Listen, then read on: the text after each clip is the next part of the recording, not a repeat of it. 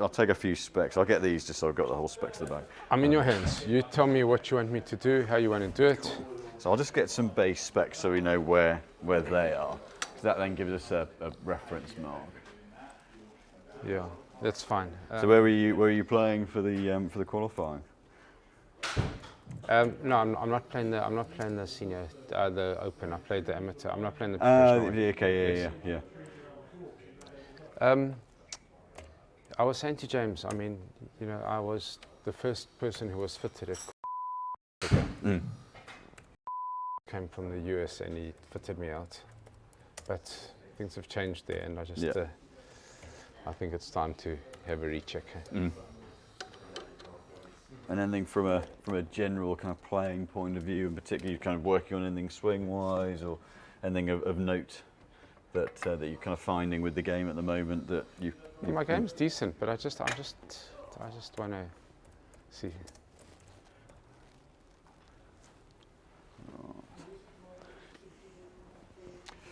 And yes, essentially iron-wise, is there a particular characteristic that you're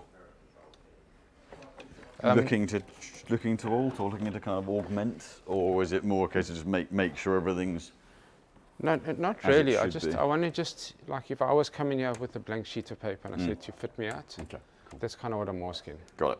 These clubs were easy at the time. I think it was just a point in my time where Chris felt those were appropriate. Yeah. I'm not sure if they're still appropriate or not. That might be, they might not be, but I'll wait to hear from you. Hey? Yeah. Right. So you've done well if none of the faces have caved in on those. Do you normally get like on the toe side where those? Do you want to rescue? There, thank you. Where those bits are, we can often see the toe end cave in a little bit.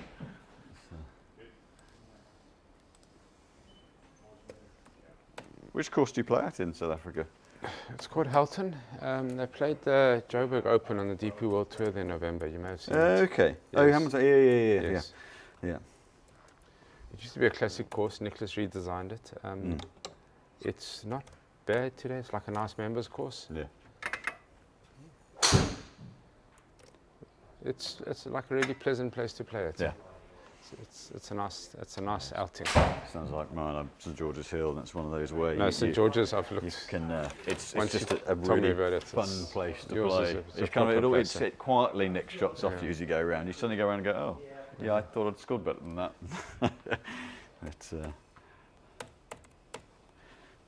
I've got my old specs, the original specs. I found the email, but it's probably irrelevant. You just check we'll get a. Because things, the swing rate scales things do often come out marginally different. So, but I'll leave it to you. You direct me. I'm in your hands. You tell me what you need, what you want, what you recommend. That would be easiest for me.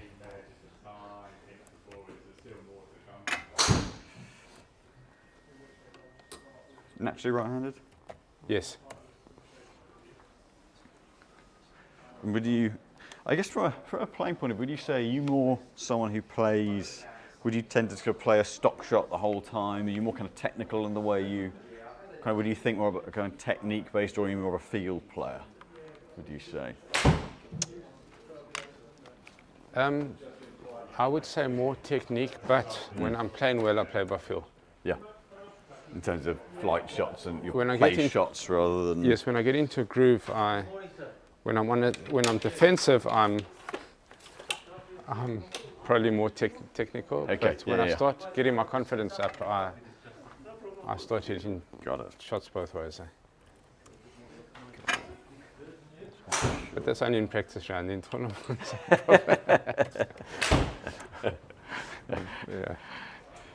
Yeah, so the practice rounds are fun to say, right, I'm going to call a shot and play it, and then in tournament play is trying to firefight a miss or something. Yeah, exactly. Yeah.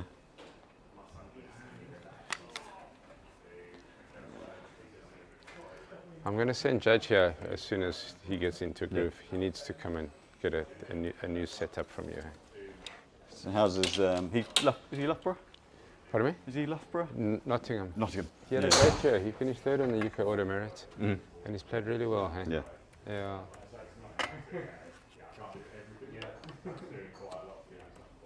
How long has he got left there? 1 more year. It's amazing how quickly the time goes by, hey, Simon. Hey? God, there's Yeah. and it goes quicker the older you get. Someone said to me, it's because every year is a smaller proportion of your life. That's true. Really, that's a really depressing way to look at it. There actually is a mathematical equation that does kind of answer that question. Hey? Yeah. It's quite funny, hey? You've got to laugh, haven't you? It's the only option left.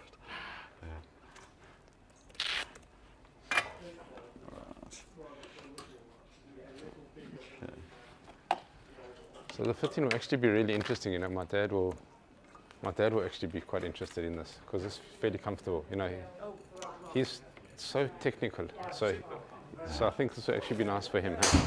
Yeah. It's always good to review because there is so much to take on board. It's great to be able to digest it in your own time. Yeah.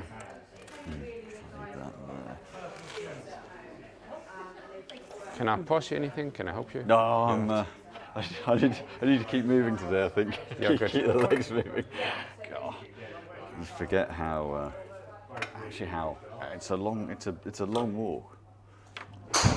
This was done 6 years ago. I don't know where they are anymore. Hey? So I know what the original specs were supposed to be. Hey? So in terms of spec, what was the original build for them? What do you mean by that? In terms of what specs are you expecting them to be? I have no idea. I mean, I've got what they did, but I don't have any expectations. Okay, got it. I mean, it's a reasonable for the shaft type and length. There's swing weight's relatively strong, but that matches with the driver and the fairway wood as well. So there's a decent bit of feel for the head. So once you go to the steel fibres from a steel shaft, then whilst there's more balance in the tip end because of the structure of the shaft than an all graphite shaft. You'd normally expect the swing weight to drop versus a steel shaft in one of these, with these shafts in rather. But they've stayed pretty strong in terms of swing weight. Not like ridiculous, but to be kind of around the D3 mark on average. They're a little bit up and down, but it means they're definitely built to be weighted in the head a little bit more. Okay. There's certainly a little bit of fluctuation on swing weight. Your 7-iron D4 and a bit, and the 6-iron D2.9. So the 7-iron's the one that stands out a little bit as being a bit heavier. So either it's going to be a club you really weird like. shots. I don't like the 7-iron. Okay. So one club I hit some weird shots with it. Okay. So that would definitely explain. So it's about 1.5 points almost heavier than the others. And that would explain some of the shots that I hit with it. So you're more likely with that heavier head to get a little bit, a little bit late, maybe a little bit heavy, strike-wise. Okay, that would explain it. Okay. It's not you. And that's always me. but yeah, that kind of. I don't even know that. Certainly sits outside. The rest are all pretty. So the 3 and the 4 are the same loft. That doesn't particularly help. And then interesting, the 9-iron's a bit light on balance. So actually, kind of tolerance-wise on the build. But actually the 9-iron's slightly shorter proportionally.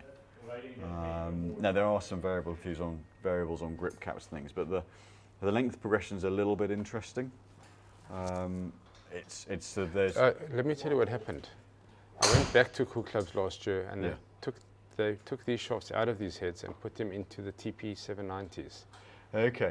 But it was a bad fitting. It just never ever felt right. And I played badly for about 6-7 months with them. Right. And they took the shafts out and put them back in these clubs. Ah, okay.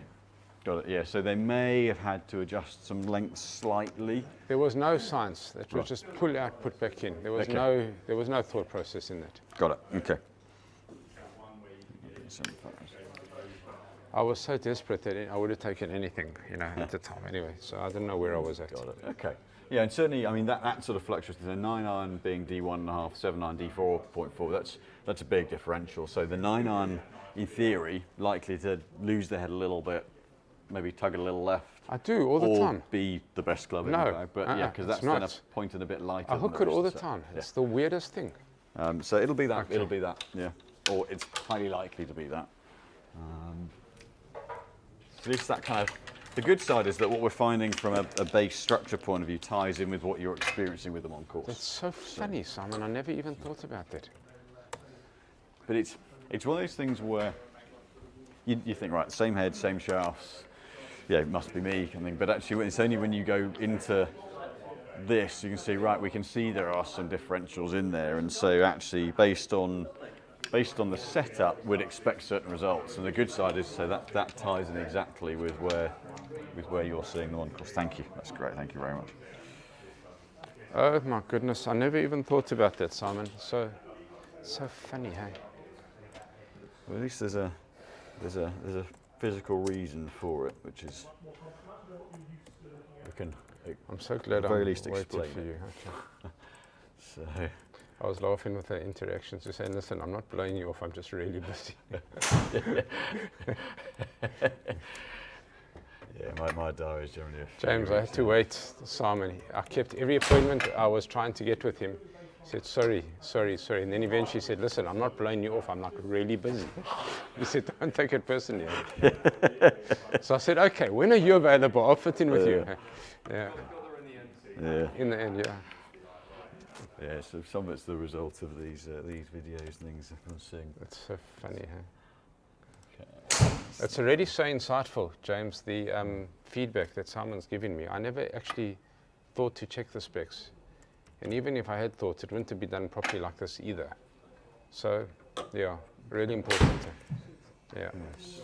So with the 56, because the head weights kick up, they're the same length as the 50, but the 50's almost 3 swing rate points lighter because of the head weight progression. So again, with the 50 and 56, one, you're going to strike noticeably more consistently than the other. Which, yeah, the 50 is very inconsistent. Okay. So that would be where keeping, there's always a kind of a level where it becomes a good amount of weight and too heavy and too light, but the 50 being that bit lighter would then highlight you're potentially needing a little more weight in the head and in the bottom end. Just trying to check, is it the 95 or the 110 and the 56? It's the 110, okay. Yeah, so the 50 matches the irons with the 95s, okay. Are there different shafts? Same structure, but different weights, which I didn't even know that. isn't a bad. I would generally expect to see I didn't even know that. shaft weight go up a little bit, or often would go heavier I didn't even know shaft that. weight in the higher lofts. Okay, So but please don't be guided by any of this. I am completely it's open always to good your to see. suggestions. Okay. No, And I so, hear you. because this just gives us a reference point, and also understand. helps explain some things you're seeing on course, which is always a good thing. But it just that sort of interaction in terms of the 50's less consistent than the 56. We can see where having a bit of feel for the club, whether it's a bit of swing weight, i.e. head weight, or certainly into the shorter shots of the wedges, a little bit of extra dead weight in the club isn't a bad thing. So that helps sort of give a bit of a steer as to the likely things that we can see that'll help. James, I'm glad you're recording this because this is, I can't believe what I'm seeing here. I can send the. I'm the shocked by what specs I'm over. seeing here, so I'm glad you're recording this. It's 15 minutes exactly. Okay. 15 minutes exactly. I can switch to those screens so you can see it. Yeah, brilliant. Okay.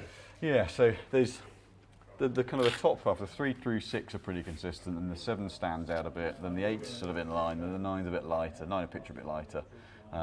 Proportionally, the 50's a little lighter, and then they kick up a little heavier with the shaft weights and the head weights from the higher loft wedges. So that side, there's definitely a bit of variability in terms of the swing weight setup, and that bit around the sort of 7 iron leaking out right. Again, that is a standout by 1.5. So it's, And the 9-9 hooks all the time. and then iron being the light, yeah. So those two in particular are stand up for heavy light, and where there's just the That's so the funny, timing of the head coming through for you, you're going to have to manage those two. But the wedges are inconsistent, and Okay. I'm usually been a decent wedge player. I don't Got it. actually think that. Okay.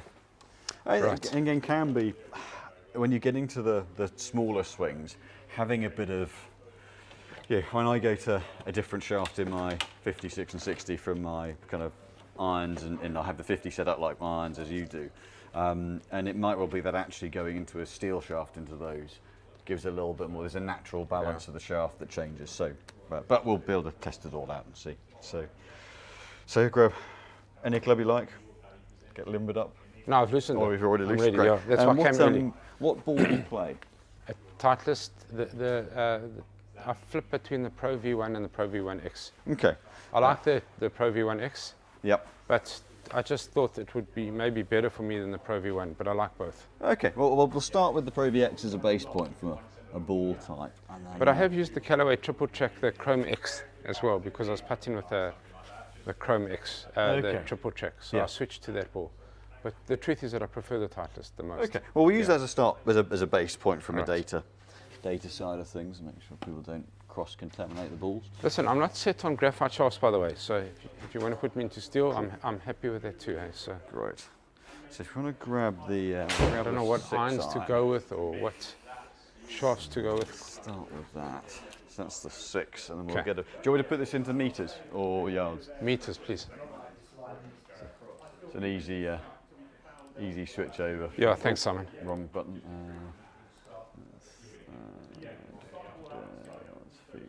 There we go. Great. Perfect. Where do you want me to hit from? Anywhere within a kind of a foot square around there, just inside. No, but the this tee side or line. that side? Just Here. where it is now. Yeah, anywhere around there is great. Okay. Must I begin? Whenever Must I you're wait? ready. Pardon me? Whenever you're ready. What would you play 6-iron for when it's not in Joburg at altitude? What would be your distance? base meters? In Joburg, it's 180 meters. Here, I went to 170. I just went 10 down. Got it. Perfect. So I'm not sure if your studio's at altitude or not. I can put it at altitude. I'm just kidding. Okay.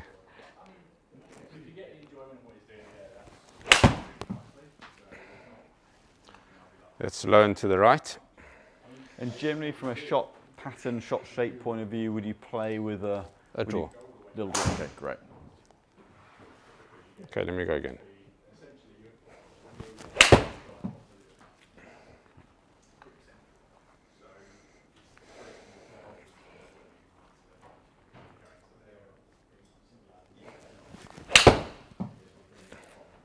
That one was hit properly.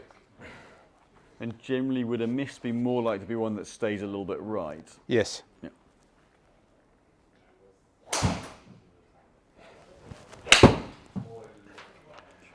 It was hit nicely.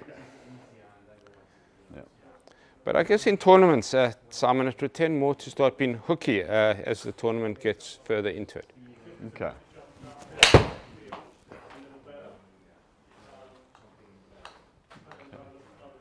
Get another few just to get a good batch of data.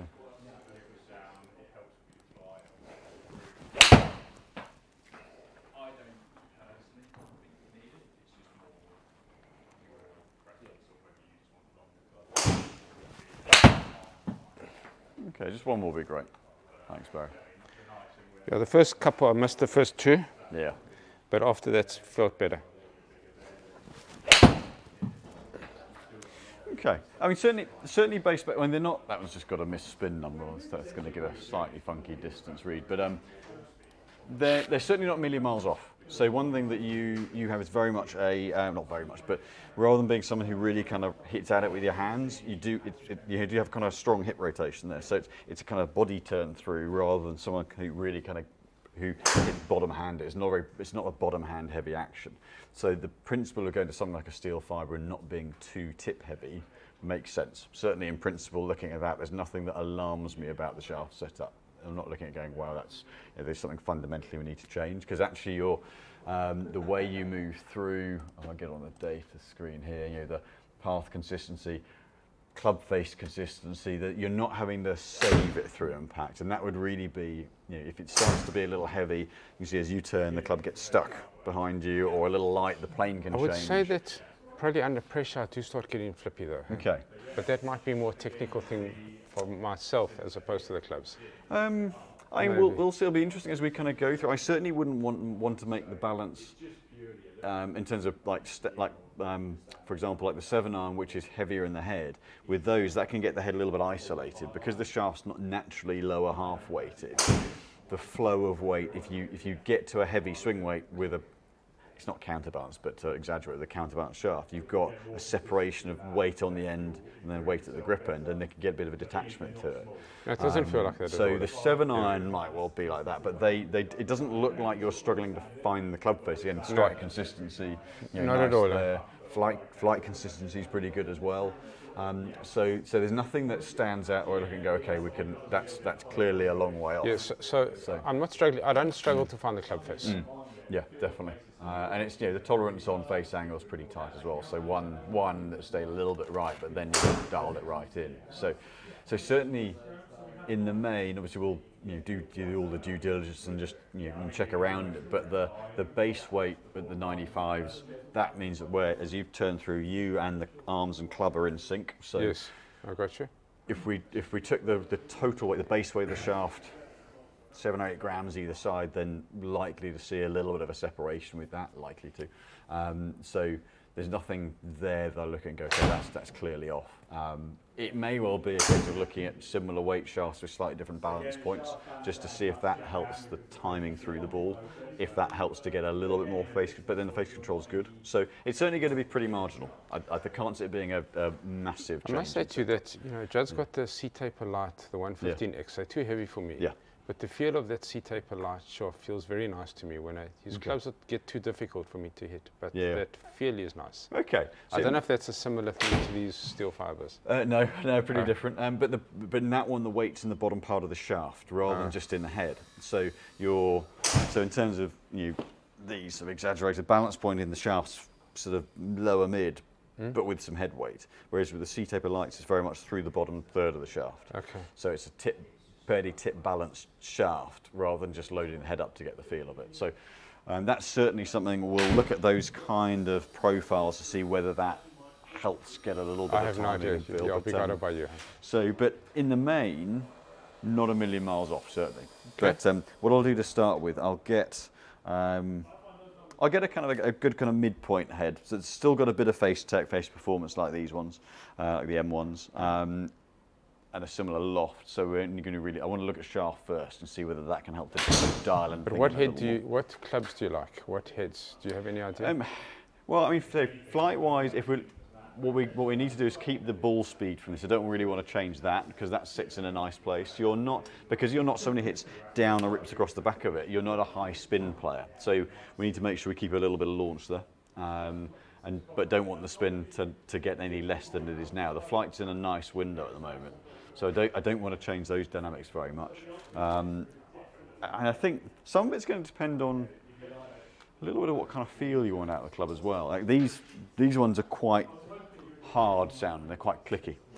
Some of it's the nature of those, what they call them, the speed slots. Yes. And those, and just the fact that it's open in the back there, the note sounds quite harsh. And some of the enclosed ones that you get a bit of infill within the head, and that dulls the sound down a little bit, and that's feel. So that's something that we'll look at. But performance-wise, the base performance is in a good place. The only bit you might find is down the bottom end, sort of 7, 8, 9, is whether any kind of distance variations, distance control might be a little bit less optimal than we would want. Yes, some of that's where they're using the face to try and get some speed, yes. which isn't certainly at that end isn't something that I won't be trying to kind of force more yardage out of the bottom end of the set. So with some of the structures now, they can go to something with a bit of face progression through the set, but the consistency of yardage and spin has improved since this model. So that's something I'd expect to see a bit more consistency down the bottom end. Okay, and the brand, would you move to Ping or Callaway or? Right now, I don't know.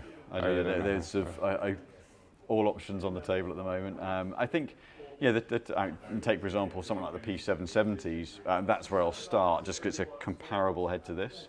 But really see what kind of performance we get and where it goes from there. Okay, gotcha. Yeah. Thanks, Simon. So, no problem. I'll just get that cable out of the way. There we go. So I'll just get that head and then a couple of different shafts to test with. All right, so let's go. Actually, let's start with something a little more tip-weighted. So a lot of it really is going to be looking at how you and the club move and that Yes. acceleration, flow, and synchronization, really, as to whether there's a shaft that's going to outperform the steel fibers for it. I mean, probably the one criticism of the steel fibers over the years is that there's not the most feedback out of them. They're quite a firm, some would say dead feeling shaft, but structure, they were designed, and first time they came out there was years ago. I mean, they've been out a long time. It's just where modern swings and speed generation has brought more players towards them than they have in the past. But I must say, in general, I've been very good happy with them. shafts. Hey? Yeah. They're a good product. Let's see a little bit more. So I just want to get this to a fairly representative balance to where your current ones are. Because we know they're not a million miles off, you can see we don't need to change that up too much. So I got you. Thanks, Simon. So in the fit, it's just easier with lead tape to get the balance. No, I'm happy. I love it. Right, I'll just check loft. Make sure that's relevant. So you start playing at a young age? Pardon me? Did you start playing at a young age? I did, yes. Yeah. So I remember the first time I encountered, whether it was Kikuyu, but the grass with grain was in South Africa. Oh. I was on a school sports tour, and I wasn't playing rugby, thank goodness. So it was hockey rugby, and the hockey master and I went and played golf whilst one of the schools we were only playing at rugby. They did training, and I remember going in the rough and making a swing, and the club were just sticking. Oh. I hadn't got a clue about grain and grass types of things back then. It was like chipping onto greens. Obviously here you just land it short and it runs on, and it just stopped. And you're like, I have no idea what's going on here. It's such a different game. It's no wonder actually I think a lot of the South African players have great short games because you've got to flight it and spin control.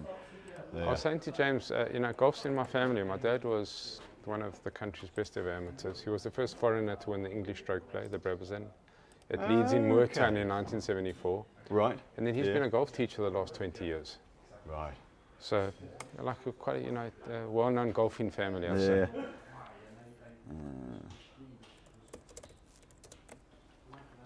Yeah, I like Moortown. Played it better than All Woodley, which clearly means it's a better course. Pardon me? It's funny how the courses you play well are always the good ones. They're always better. I'm playing the English amateur at All Woodley and being horrible. And so didn't enjoy the courses as much as I probably could have, and then played Moortown and the Tillman and had a top 15 there. It was a great course. Yeah. I'm with you. Can I go? Whenever you're ready, yeah, absolutely.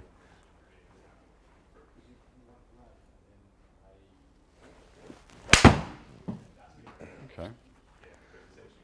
Got very nice.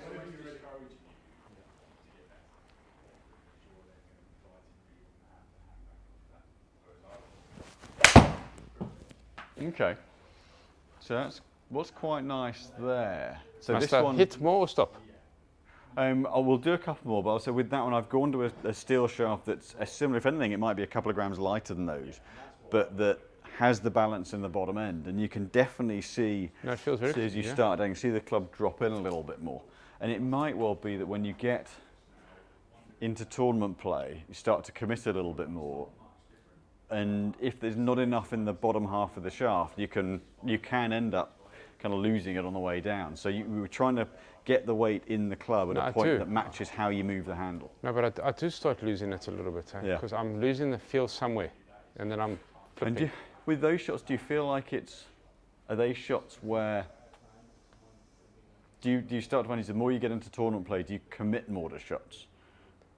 When I'm playing well, yes. When I'm not, I'm staying. But I do feel that my weakness would be that I would get flippy. Okay. Okay. But I think maybe it's because I don't feel that I'm moving in sync. So I like the way you're explaining things. Okay. So I'm probably losing.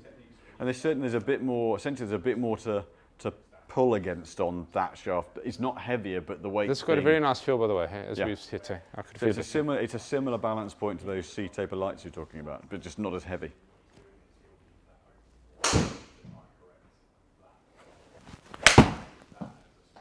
came out of that a little. Felt nice, eh? Just dropped inside a little bit more on that one. Okay.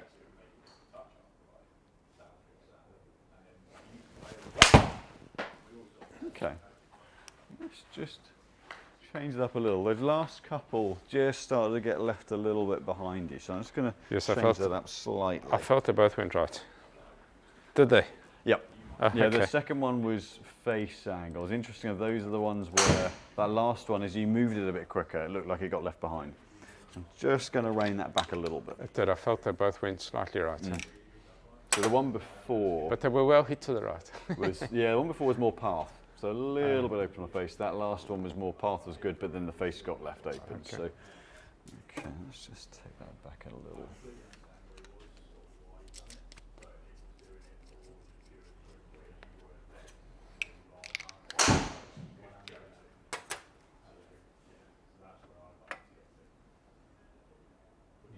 Okay, take that back a little bit. Just take a little bit off this one.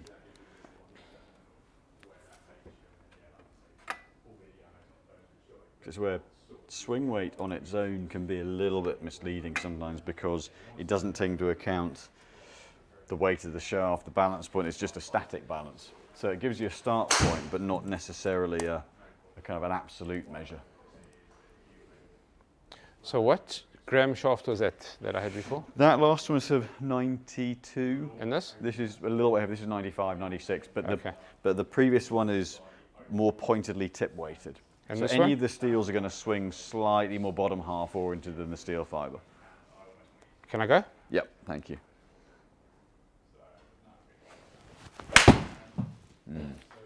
It was very clunky, eh? Yeah, Let's try again. one will be great, yeah, thanks. Yeah, okay. So we need to keep that dead weight down a little bit. That's behind, and that's why that first one got a little bit into the ground and a little bit, you say, clunky and kind of cumbersome. Looked a little bit harder work to move. It was. So, okay. I see. It's interesting you can see it because I could feel it, but I didn't know how Yeah, it it's that first move. As you start, if everything's good, everything moves together. Yes. And if the weight's in the right place, the club literally kind of drops into plane better. And if it's out of sync like that one, you can see you fired and the club didn't come with you. Okay. So it's a bit like chaining it to the wall. It gets No, into there. I felt it was harder. eh? And then give you more shots, you'll find the sequencing, you'll adjust to the club.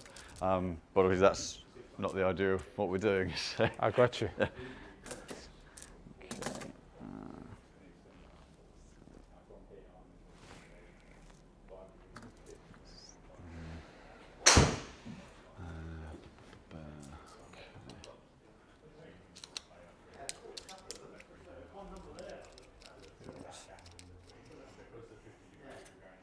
So how long have you been over for this time?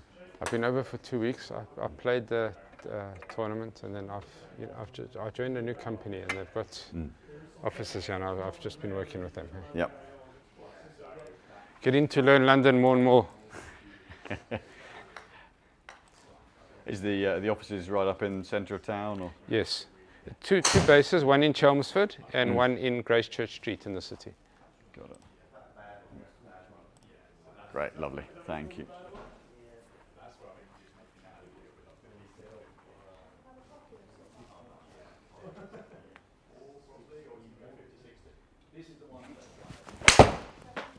Okay, definitely dropping the weight down. It's cleaner in terms of This feels better, eh? timing. Looked a little. This better. is more similar to the first shaft that I hit. Yeah, in terms of dead weight, yeah.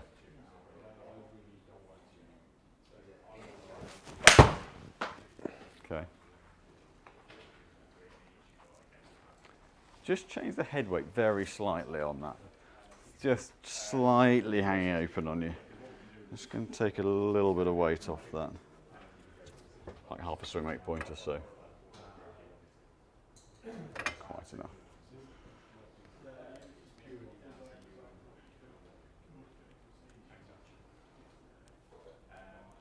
Just because it's definitely, once we get the weight down to the 90 odd gram mark, it's cleaner through the ball. It looks like you can fire and the club comes with you, but it's just leaving the face a little late. I wouldn't, thank you. I'm fine. Just a water, please. Thanks, Alison.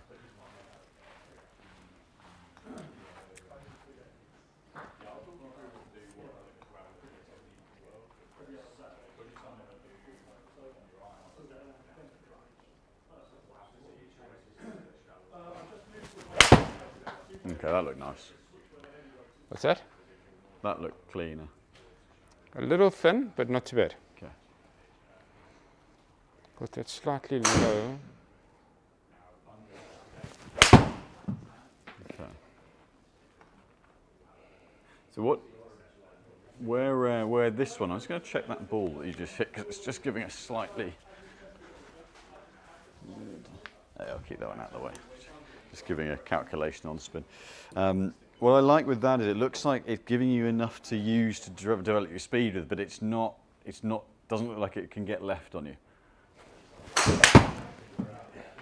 Yeah, and as those last couple, as you've just started to build a little bit more speed with it, it's stayed with you rather than getting spun out right.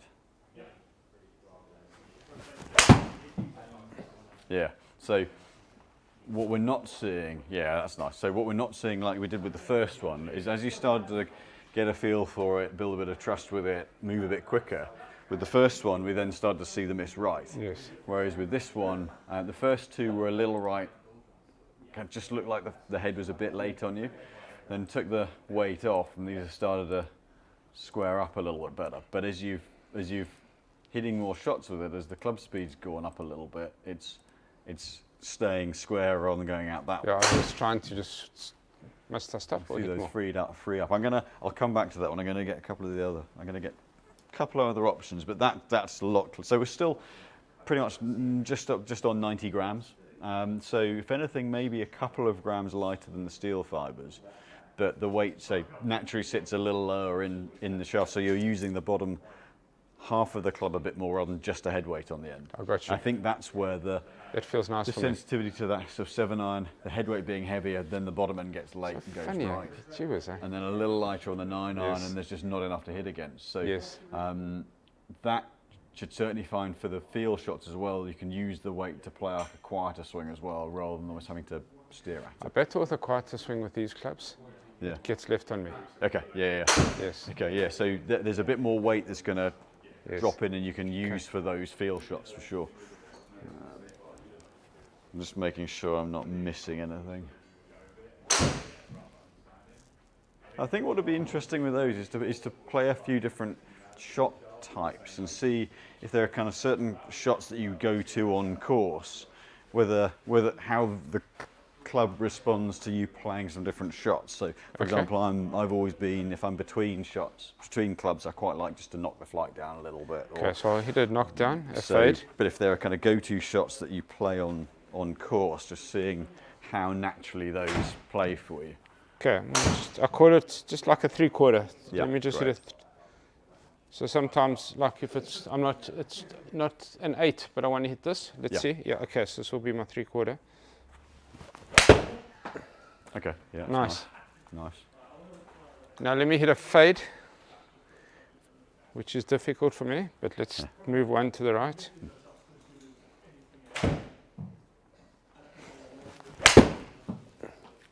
That was good.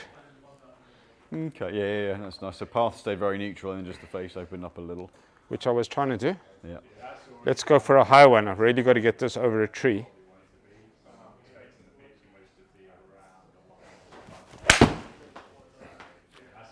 So I stayed back on that one to lift it.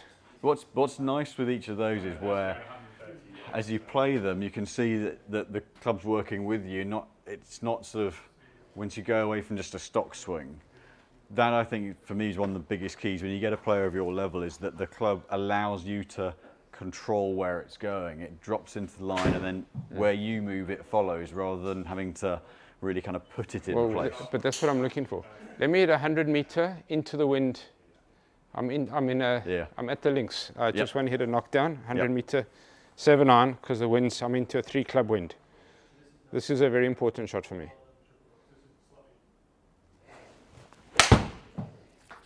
Yeah, that felt nice, eh? My weakness with the steel fibers is that it goes left, eh? Yeah, and so what? When I hit that, So I think when I I'm make just that going to move. check I'm going to check the raw weight on these two, just to see. But what's nice with that is how, again, club face, everything, it's coming back towards target. It's got that kind of lower, slight draw, but you and the club look very nicely connected with each of those different swings. You can see where the ball's going with it, but it doesn't look like anything's falling out of place. It looks like say you're telling the club where to go in terms of the swing and the path, rather than being forced into For playing me, a it shot a tips. certain Yes, way. I know, yeah. got you.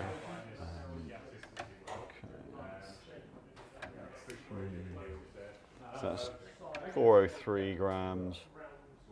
Oh, let's get that on there. So there's 1 and a bit grams difference. So the key thing is where the weight is. Yes. So going back to that should feel like you kind of lose a little bit of the bottom half, that there's a club head out there, but the flow of weights, this one it flows through the bottom half, that one it's a little bit I understand what you're saying. detached. Yes, I can feel that. Because that's the only reason we'd see, and that's where they looked clearly, because they are very close on weight. So the actual, as you just fire through, you can see everything moves pretty well in sync, but then the finer control on the bottom end and the feel ones, the club's just not, we get a bit more weight in the bottom half, rather than just a club head out on the end that could get a little bit exaggerated where it goes to. The whole lot, I'll just move so I'm not going to catch you in the face, rather than the club head that can do that. If you were to put 20 extra grams on the bottom end, it exaggerates where that club head could go. Getting it through the bottom half, as you start down, the whole thing drops in, and then as you move through, as you put your engine at the handle, the club's in plane, therefore you're just working through one line. It just cleans things up a little bit. No, I can feel it. It felt very nice. It really did. I'll check the lie as it is, and I'll get a couple of different club heads. Certainly the 770 as a head is, if I take that, I'm just going to take the feedy ones out just to look at where we are for flight. That was a slightly quieter one, yeah. So in terms of trajectory comparison, let's get rid of the ones we're not so worried about. Pretty similar, there's a little bit more spin. A little bit more spin on that. We can see where the club heads, those M1s are very efficient for ball speed. That one was a little less well. I don't want to sugarcoat anything, but you see we're getting kind of the best hits at 144s on efficiency, whereas with your M1s at 147. So they're fairly, where we can get a bit more ball speed back with a different head, but we're only a couple of meters difference. But we've also got a little bit more flight, so we could always bring that back down a little bit as well. Okay. What is good is the tolerance on face to path is half where it was. So that's which is very important. So that's really pleasing to see as well. So I'll check lie on this just to where we've got this in a good place from a weighting, and then I'll get some other heads and we can look at ball speed, spin, feel. Okay. So I'll pop a little line on the ball to check the lie. So what you want me to do? Oh, this will be just hit one as standard, and it'll just give us a lie measurement. So rather than using a lie board, we use the chalk paint. Chalk paint so as not to mark the screen. And then put that straight up, and then this will leave a mark on the face, and we can gauge the lie from that. I understand. Can I go? Whenever you're ready, thank you, Barry.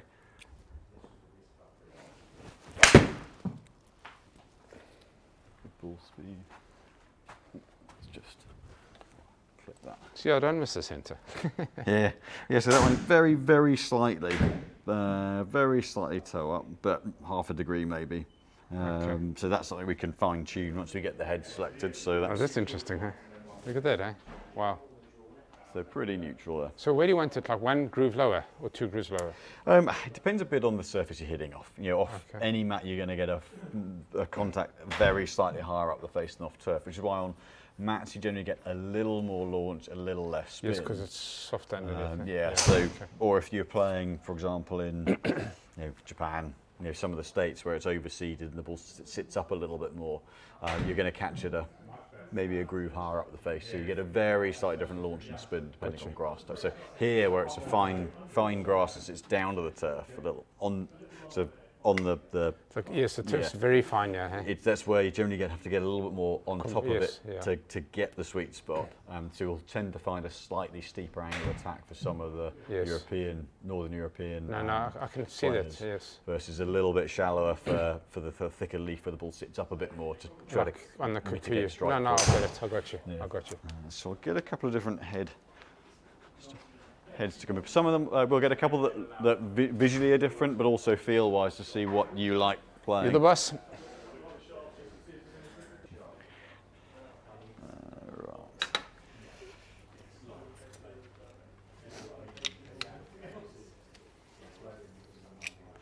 So Judd must have started young then.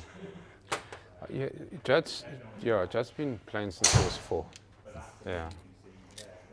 I started really, I mean, I'd always fiddle around because golf was in our family, but I started properly when I was 15. Right, yeah. Yeah. When I say properly, I mean like seriously, I started playing every weekend. Yeah. Yeah. Yeah, I was more tennis than golf when I was young, sort of pre-13, and then kept coming second to the same guards my age group, which just started to get really frustrating. And played a bit more golf, and golf took off. And When you were what, 13, 14? probably was it 11, 12, yeah, 12, yeah, pretty around the 12-year-old mark. So I started when I was 8 or 9. Local club pro did clinics, and Okay. a friend of my brother's started playing, so he started playing, so I started playing, or elder brother. Yeah. What course did you grow up on? At Roehampton in southwest London. So as a junior, it was great to play because it's short. So you could get to greens in 2. Yes. So we weren't just hitting, getting a drive, then batting it up a fairway and playing wedges. So I'm pretty convinced that's why my kind of mid to longer irons are some of the best bit of my bag, because they're quite small greens as well. So you kind of naturally had to hit it straighter. But No, I grew up playing at Glendower, which is a long, difficult course. yeah. So I tend to play the longer, more difficult courses better than I do the shorter courses. It's similar. Yeah, you got, mind you, Similar whilst to- Roehampton now I would class as short and tight. They planted about 20,000 trees 20 years ago, and they're now a very troublesome height. Okay. So just going to the T150. This is the What club's this? the title is the T150, which launches next month. Okay. It's a progression on the T100S. Right. A little bit more right. Okay.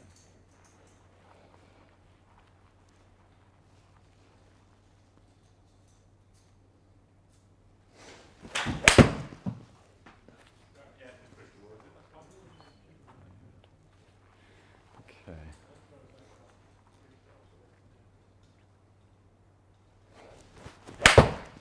Nah, that was shit.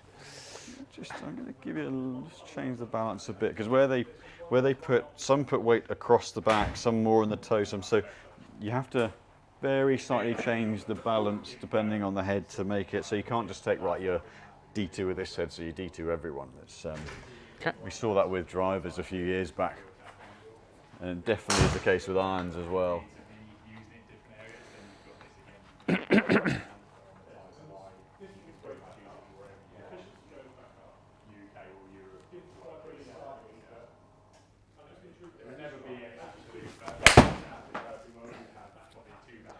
It was much better. Okay.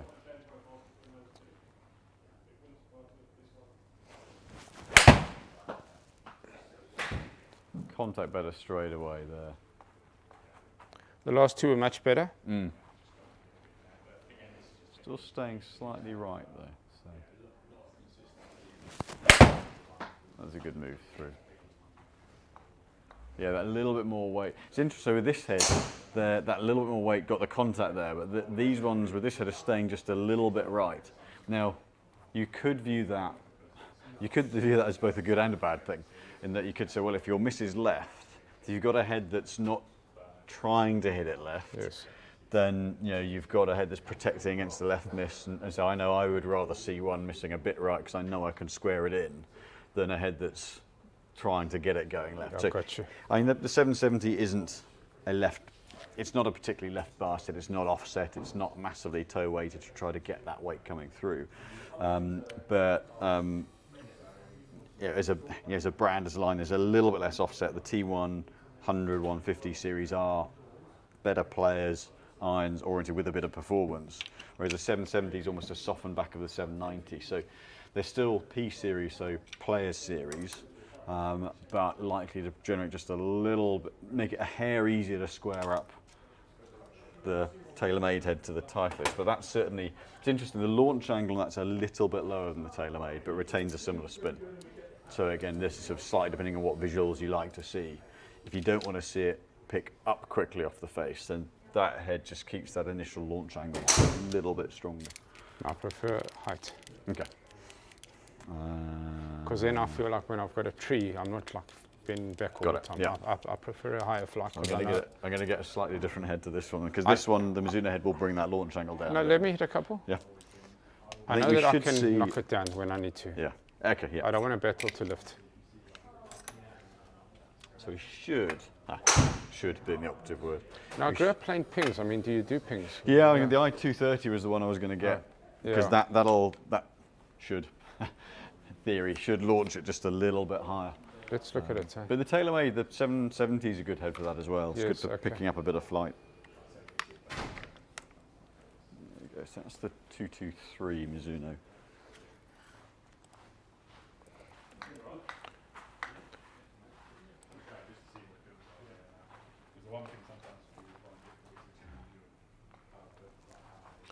You ready for me, Simon? This, I'm just loading this up.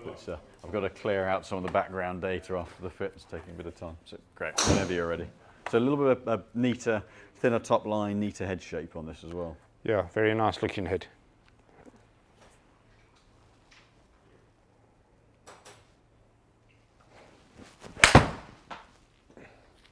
That was nice. A little more spin.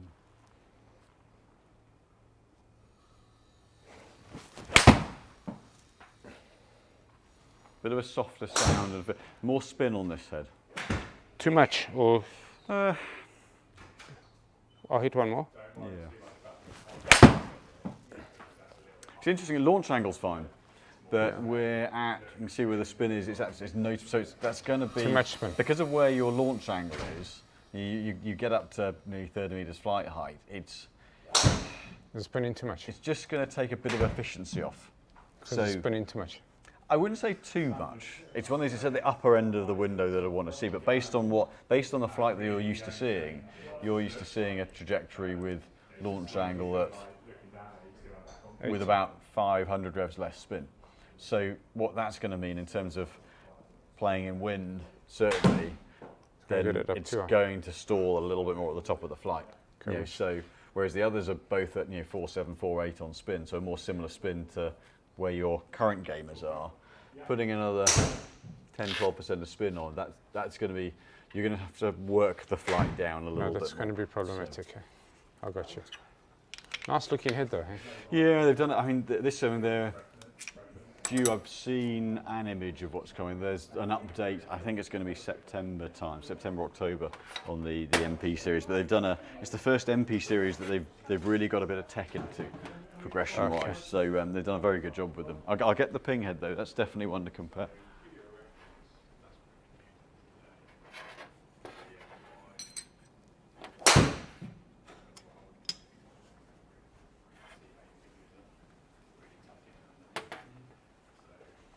Yeah, I think the players' irons with a bit of tech in the last few years is really, the amount of options in that category has really kicked up.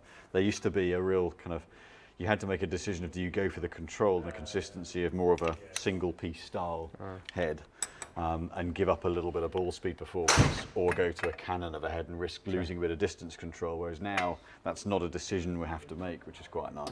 Simon, so you've stuck with the same shaft now. You're comfortable with the shaft? Very comfortable where the shaft is, yes. This is the Nippon, the 850 in the So that's interesting. Okay, good. A 90 gram? Yep. Oh, interesting. Okay. I've got slightly heavier weight. If not, I can get one from the workshop. Yeah, I'm just going to get a couple of grams extra for the toe weight.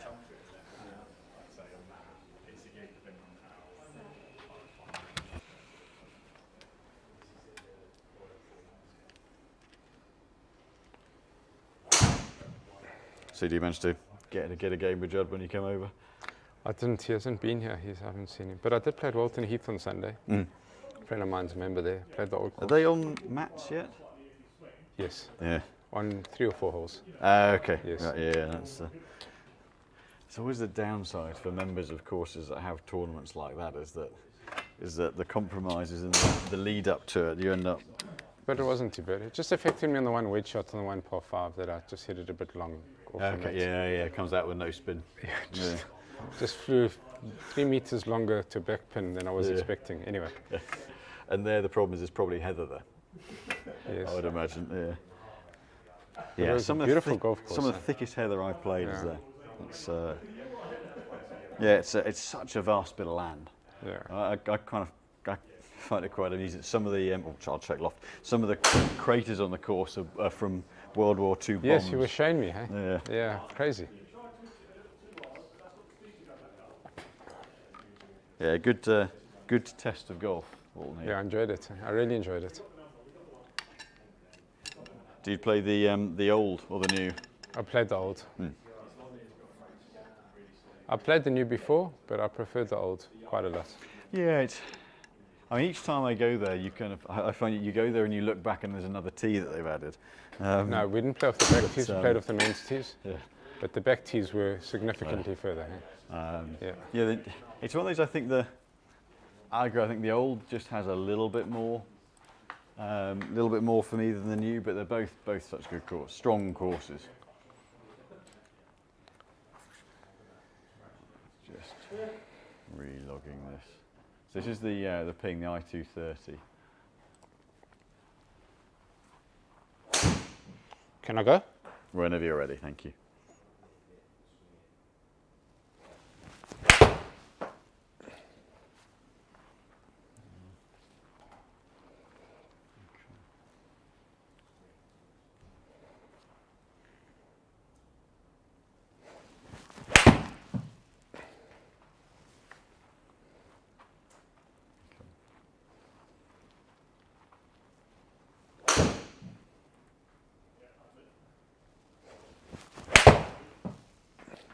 Yeah, it's back to. Okay, interesting. Interesting with that. So, the interesting bit is the spin a little bit more variable. So that last one, actually, the second shot, really nice window in terms of launch and spin. Then that last one just popped up a bit. So actually, the spin variation's a little bit more. I think so. Tolerance-wise, 280, 235. There are a couple of revs there. So she's not too. Oh, that was a calculation. That's why. Okay, let me just take that one off. So I'm just looking at the spin consistency elements. One a little lower. There are a couple of just calculations in there. So that's where the. Okay, that's more like it. So in terms of tolerance on spin, you got 216 with the 770. 235 with the Titleist T150, 280 with that. So you've actually got about a 70 revolution higher tolerance on spin, so 150 revs. It's not huge, but there's a little bit more variation in spin with that than the other heads. And actually, that one there, what you don't want with that one is where it has the propensity to pop up, again, into a bit of a gust, that's just going to stall. Yeah, which I don't So want. it's ball speed's good.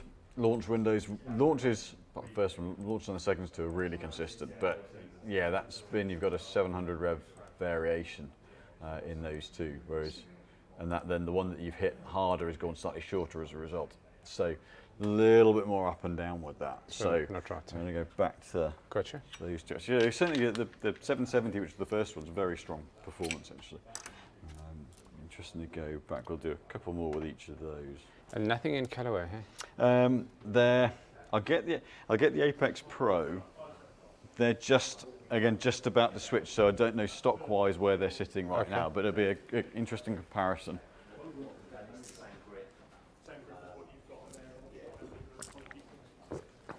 Funny, I've loved ping, but I didn't like the look of this R230. They're all doing kind of interesting bits with that top line. So how they round it or angle it to make it look thinner, wider. So TaylorMade, they've flattened the top, so they're showing you all of it. Titleist have done a similar thing. It's a little bit narrow, but they've angled it to make it look. It's very Titleist-like, very kind of neat, clean head shape. I've never played Titleist. Okay. And the ping heads actually, it's quite rounder, quite softened. There's a bit less definition. So the Callaway head's a little bit heavier, Too naturally, heavy. which is not uncommon with Callaway. Is it too heavy? We're not sure. We'll see how it swings. Potentially a little bit. Okay. Yeah, potentially a fraction. And you're happy with these forge heads, not the game improvement heads, the more scooped out backs? Well, I think where historically to get the ball speed performance you had to go to the cast heads and the more kind of, you say, more game improvement style. Whereas what we've got now is we've got a situation where they've managed to get a lot of that performance into a less, I mean, so the kind of the material, the casting and the stiffness of the frame. I'm listening. With those ones, that was where you tended to see the variations in spin. And you'd lose a little bit of the feedback in the feel. So what they've managed to do with each of these models now is build in a little bit of a progression so that you get a bit more control at the shorter run end, but actually out of a head that's technically a player's head, you're still getting pretty much the same ball speed performance as those M1s. Which ultimately means more distance consistency for you.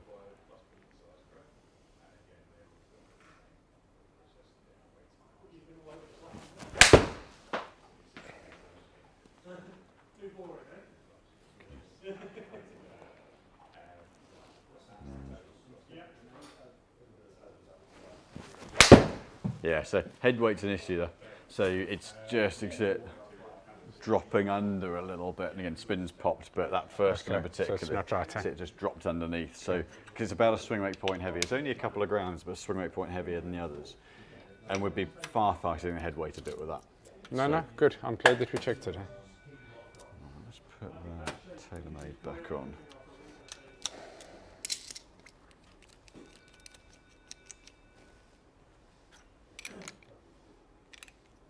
There we go. So that's back to the 770.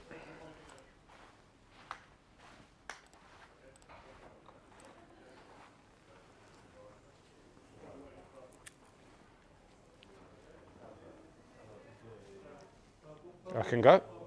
Absolutely, yeah. Thank you, Eric.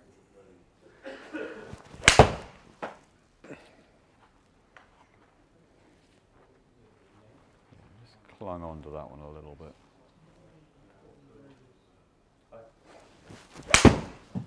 Yeah, that had a bit more of a flow through it. The first one, like, you just kind of clung onto it a little bit. Where, on that one? That one looked nice. Looked like you just let the swing go. No, it First felt one very looked like nice you at first just one. held onto it a little But it bit. wasn't not bad the first one, hey? Okay, ball speed's good. Slightly thin, but nice. Yeah, retain ball speed really well.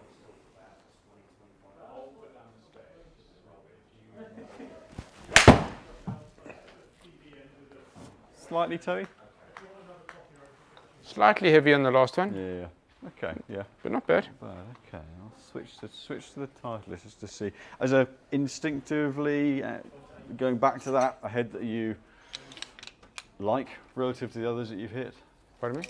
So instinctively with that one, is that a head that you like going back to it? Is that a kind of a comfortable head to? It felt nice. Yeah. It looked nice, yeah. Yeah, and again, it stayed very. So the one you caught a little bit lower on the face was that one, because it still retained good ball speed. Spin's only up a couple of hundred revs, launched down a degree, but it's actually maintained performance really well. Okay. That's the Titleist. This head also looks good. Yeah, it's slightly. There's a bit more size to the head than the 100S.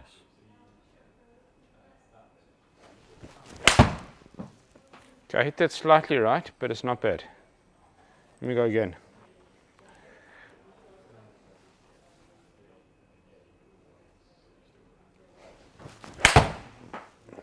Well hit. That was on the money. I mean, I'm just swinging hard at these, just like I'm hitting hard and straight.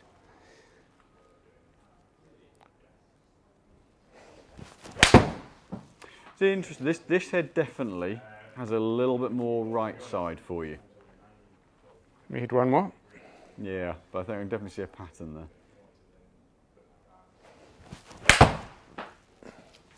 Yeah, it's definitely staying a little more outright. So with the last few of the Titleist, see the pattern a little bit right, a little bit right, a little bit right, a little bit right. Whereas with the TaylorMade, touch right, a little bit straighter, squared up. Then that was just one a little bit of a funky swing. But actually, generally speaking, the face to path is a little bit less open. So the nice thing we've not got anything orienting that way, which is good. So certainly as the miss that you're seeing with those, especially under pressure, we're not seeing any of that with these. If anything, they're neutral and just dropping right. So that's you good. can commit through it and it's not going to get away from you. Yes. But there's generally speaking, we'll see what the averages say, but I would say, so look, it's not huge, but your path gets a little 0.2 of a degree more into out, and then the face a little bit more open again. So it's just, the 150s are just holding the ball out right a little bit more. Spin, the 770 is, was it 18.247 versus the flight you're used to seeing, 18.547, is near as damn it identical to your current ones.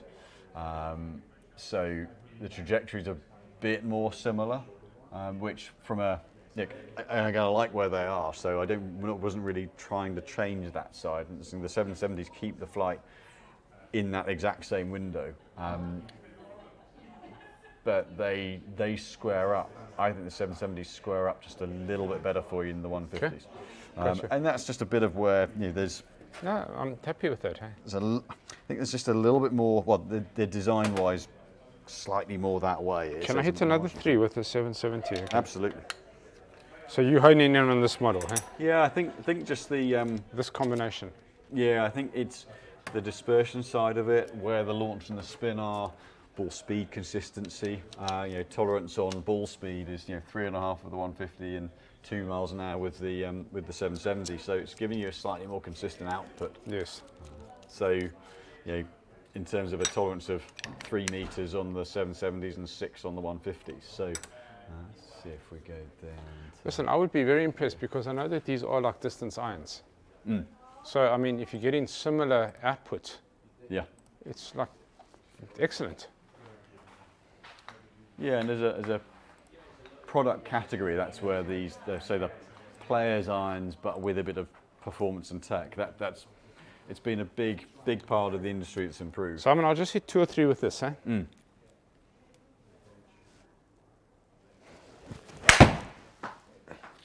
It was good. Let's hit 1 more. That was a nice hit. Yeah, both of those are decent, eh? Yeah, so slightly right, so it spins up 300 revs, but it's not going to the 5.3s, 5.4s that actually we saw at the tightest as well. Should I try and hit one like really hard? Yeah. Let me just see. Yeah, because that's certainly one I'd default to on courses, go down a club and hit it harder. So. Let me just see if I'm just trying to smash one.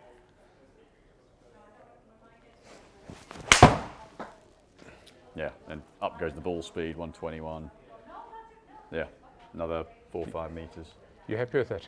Very. Yeah, especially seeing that one as well, because that's the one we don't want to lose that way. That was not left at all. Very, I could feel that, eh? Face to path 0.1.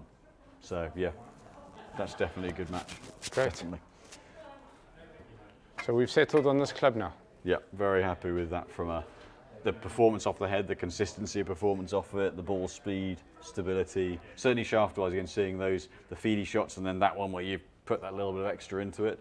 It stayed with you on both of those, which is really, really good. So okay, yeah, very fantastic. happy with that. So it's 1 gram lighter, I think we saw, but back into the steel to get the natural flow of weight more through the bottom half. I'm happy. It doesn't feel, the important thing for me is that I don't feel that I'm having to work to hit the shots. Yeah. I can just move and the club's coming with me. Hey? Definitely. Yeah. Okay. So swing weight's actually a little bit lighter. We're from a swing weight point of view, we're D1.6 on the 6 iron rather than D3. So that's where with the steel fibers, I think they've had to get the head weight up to get the feel of the head. Yes. But then it ends up that little bit separated. Hence tipping it slightly heavier into the 7 iron.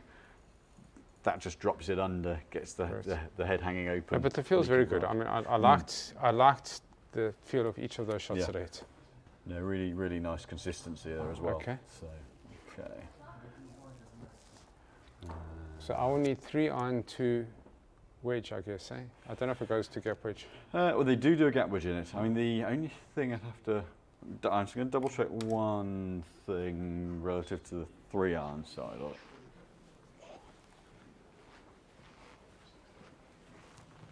Morning.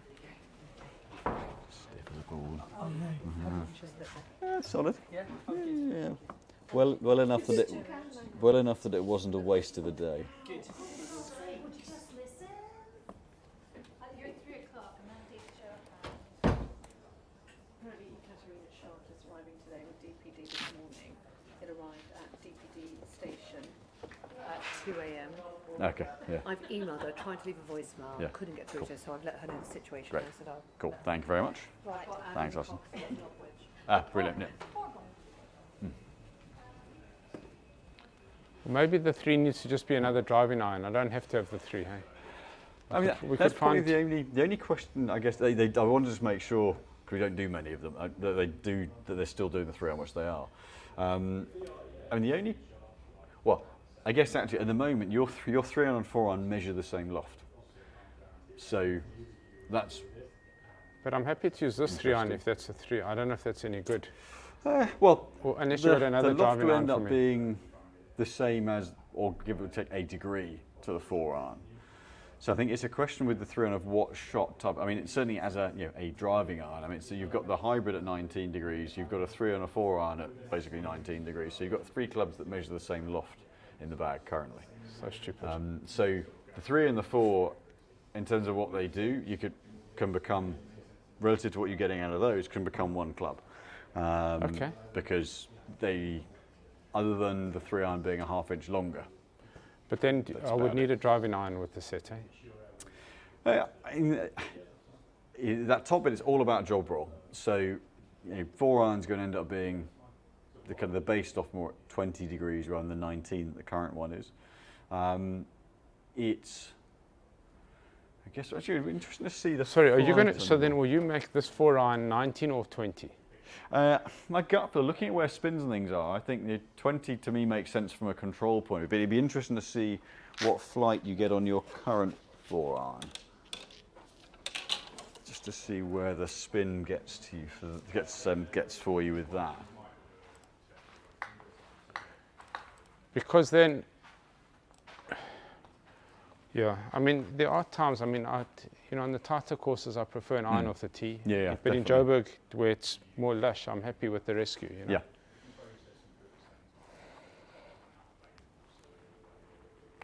So even though they're the same loft, the rescue does go further than this 3-iron and the 4-iron. Oh, the rescue will, yeah, longer okay. shaft, lighter shaft. Okay. Yeah, and just a more powerful head. The 3 and the 4 I'd expect to be very similar. So this is my 4-iron, hey? Yeah.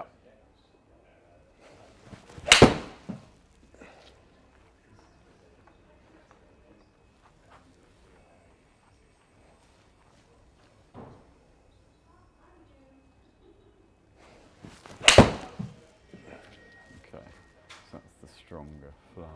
Is there Yeah, one so more? No? Based on taking that one, based on that sort of flight, if we take loft down much more from where it is, the problem is, I guess off a tee it can run, but it's But you can't the carry approach, distance side of which it. is a problem. Yeah, so it's only going to bring that spin down another few hundred revolutions. So that doesn't make sense. And it's from a carry point of view. It's whether having something that's, and what you could, if you, so thinking and speaking at the same time, in terms of where that club sits for you and what you want it to do, you could go into, for example, a 790 to get a little bit more ball speed progression. So certainly, for me, looking at where that is, we definitely can bring the 3 and the 4 into one club. So do that. Do that. Do that. If you're looking to squeeze a bit more performance from it, that would be where you take, for example, at the Open last week, Morikawa put the 790 3-iron in just to get a little bit more pop out of it and get it going another little bit stronger. Because 790's geared towards a little bit more ball speed, a bit more forgiveness. So that's what I would need in a 3-iron then. So it's whether you want to, would you want to keep, neither option is a bad option. Would you want to keep that head from 4-iron down, or to try to kind of supercharge the 4-iron a bit more? No. Yeah, so you're saying that before, yeah. I'd rather get a 790 3-iron Got it, yeah. and that's strong Yeah. for a tee shot. That's Real all. goes. Yeah. That's all. Like a runner that I can fly it down. Yeah. I'm just looking for straighter. Yeah. Because the rescue, when it's windy, I have to get it up too much. Yeah, yeah, got it. Okay, yeah. So we can go the 790 and the 3 iron makes sense for that. Okay. What I wanted to check is whether for that driving iron, whether we want to go into a graphite for that. I'm just going to do a little test on Okay, that. maybe. Because being an off the tee club, then Happy it's with a it, huh? slightly different timing potential. So I play my 2 iron as my iron set, but there are some players that it suits just to make it swing slightly less tip heavy. Okay. So we'll just give that a test out.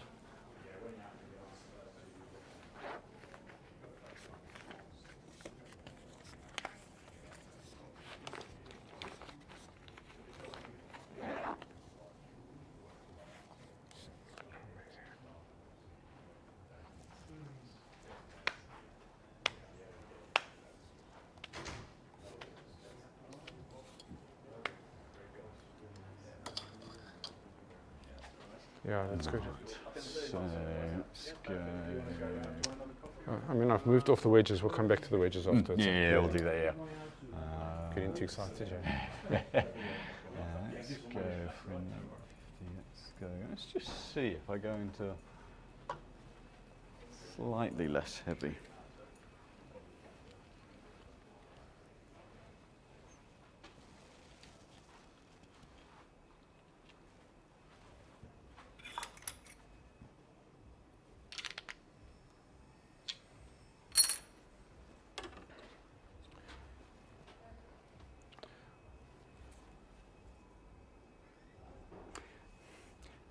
That's got a slight bend. I'll use a different head because that's going to sit quite strange. I think that might have had a bit of a battering. That's a 2 iron, hey? Yeah, I mean loft-wise the same loft. Ah, So down about 18 degrees. So but that one I think the threads might have just been bent slightly. So I use a head with a comparable flight.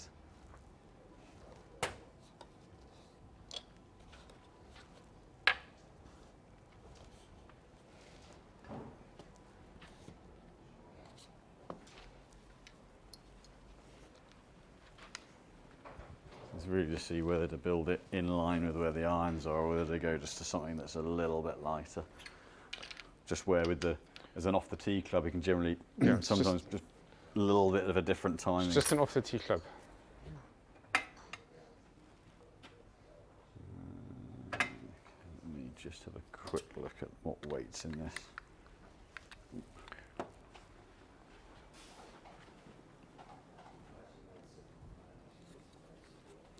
I never realised that all the weights in the heads are interchangeable like this.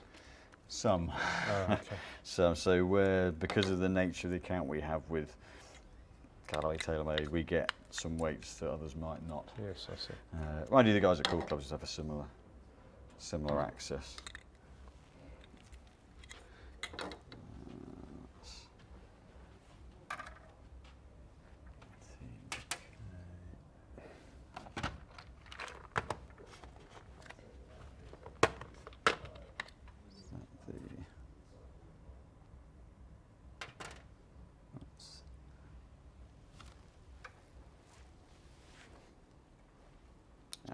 That's a different shape.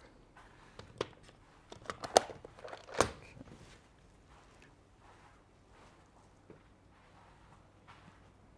Again, I've got a lighter one of these I need to get from the workshop. Sorry. Okay, no problem.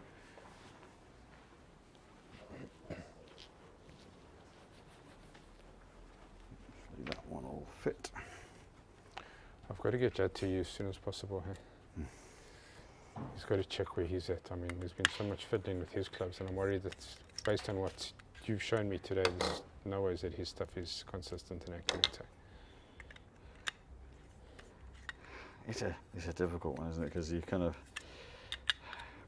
there's always, whatever anyone does, there's always good intentions in them, but no, I get that. It's one of those things where. But you need to be professional, meticulous in the way you do things. Yeah, it's working out what the root cause of something is, and then you can fix it. Whereas if if you're putting a sticking plaster on something that's that might just be a temporary, I think that's a good analogy. That's how it feels. all you're Yeah. doing is that sticking plaster is going to fall off at some point. Yeah. So it's. That's how it's felt to me. I think a lot of the time the wrong things fixed. Rather go, actually it might be, what, that's just the way you swing it at the moment. You go, okay, well, fine. But I think sometimes, do you want to put this on a low T? No? No, okay. Yes. Yeah. Sorry. What am I saying? I may as well.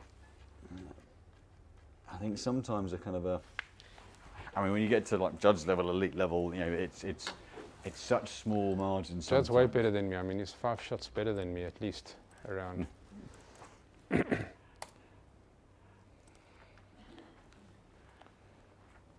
Okay, Simon? Yep, good to go. So let's see whether this or a steel shaft swings best. So go on a little bit lighter in this, to the 80.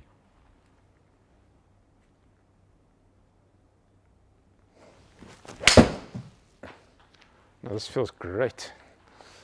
Because I wonder whether for this sort of club, where off the tee, it's going to maybe be a little bit more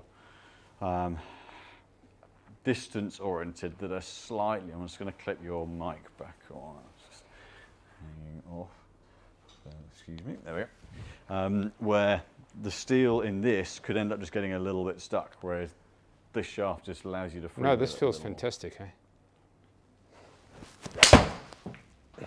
Just came out of that a little bit, but I think that one just came off that a touch, but I think that backs up. If we keep the steel in it, then that's more likely to get it even more behind.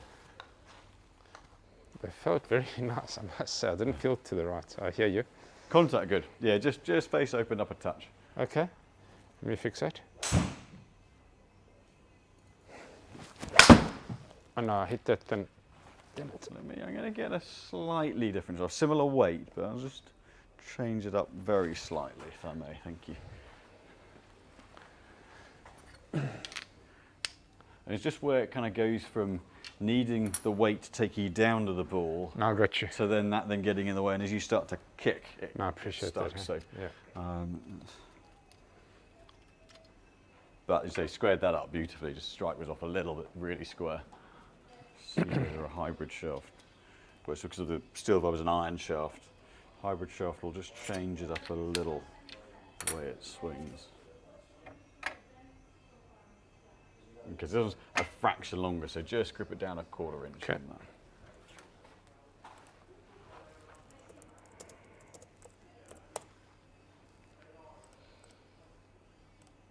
Great, thanks.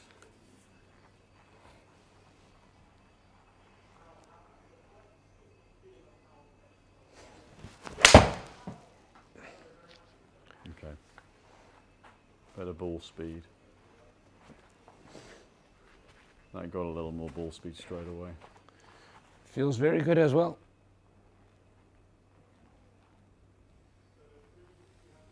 There's sometimes a bit of a sometimes got to jigger it in just to seat the tee.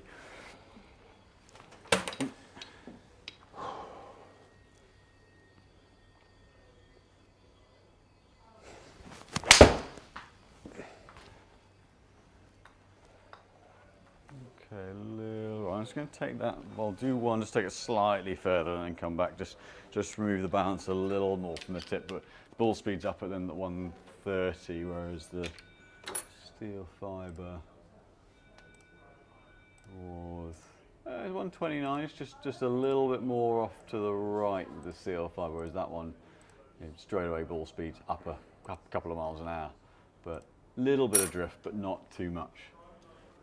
Okay.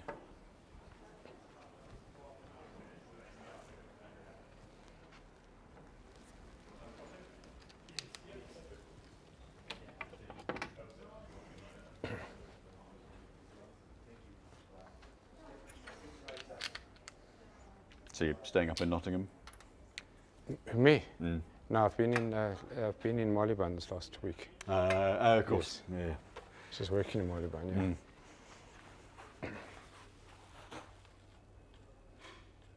You probably got to leave a similar amount of time to get here from Oliver and then Nottingham. Yeah, it took me a while. I was up early this morning. Eh? Yeah. Make sure I was on time. Great.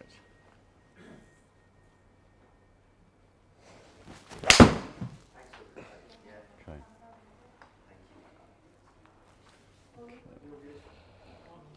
We've seen it off the deck. Let's see how it goes. Yeah.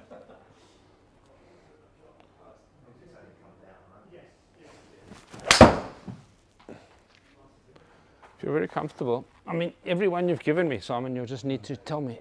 Little rough. See one more that I go back to the previous one. Okay.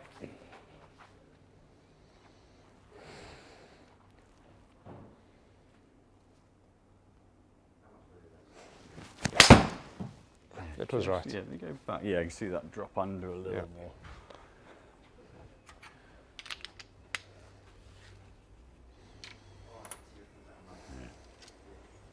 Yeah, I think that the base weight we're at works well. Just getting it coming through a little cleaner.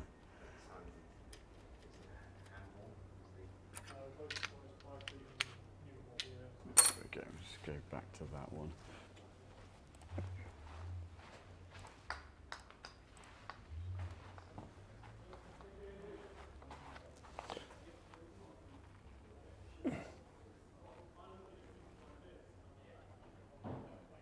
Because one is I don't want to go lighter than these, but it's just making sure we keep the balance away from the bottom end a little bit.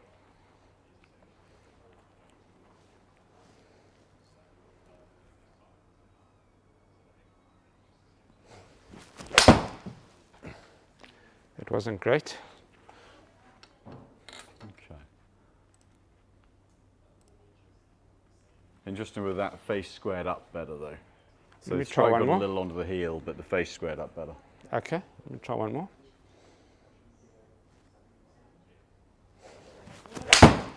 Yeah, definitely not getting right on you the same way as the previous shell.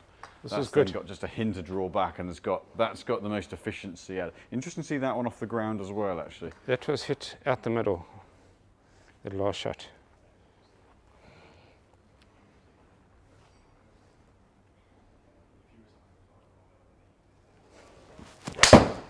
Yeah, yeah. Ball speed's more consistent off of that. So off the ground, slight drift, but it's marginal. What went like that previous one there, slight draw, but getting ball speed really like powerful flight onto that. Yeah, it just comes through that bit quicker. So it's into a hybrid shaft rather than iron shaft. Yes, I agree. I mean that Okay. does make it a good bit dearer than the steel fibre. Yeah, I got it. But because it's designed for the hybrid head, actually the balance point, ironically with the irons we wanted it in the bottom half. For this one we don't as much. We wanted a bit It feels higher perfect. up. It's actually a more similar. They've stopped making that Fuji Pro hybrid shop. It's a more similar balance point to your hybrid. When you look at So- mine, I know we're not doing the hybrid and 3-wood fittings, but are you happy with those specs?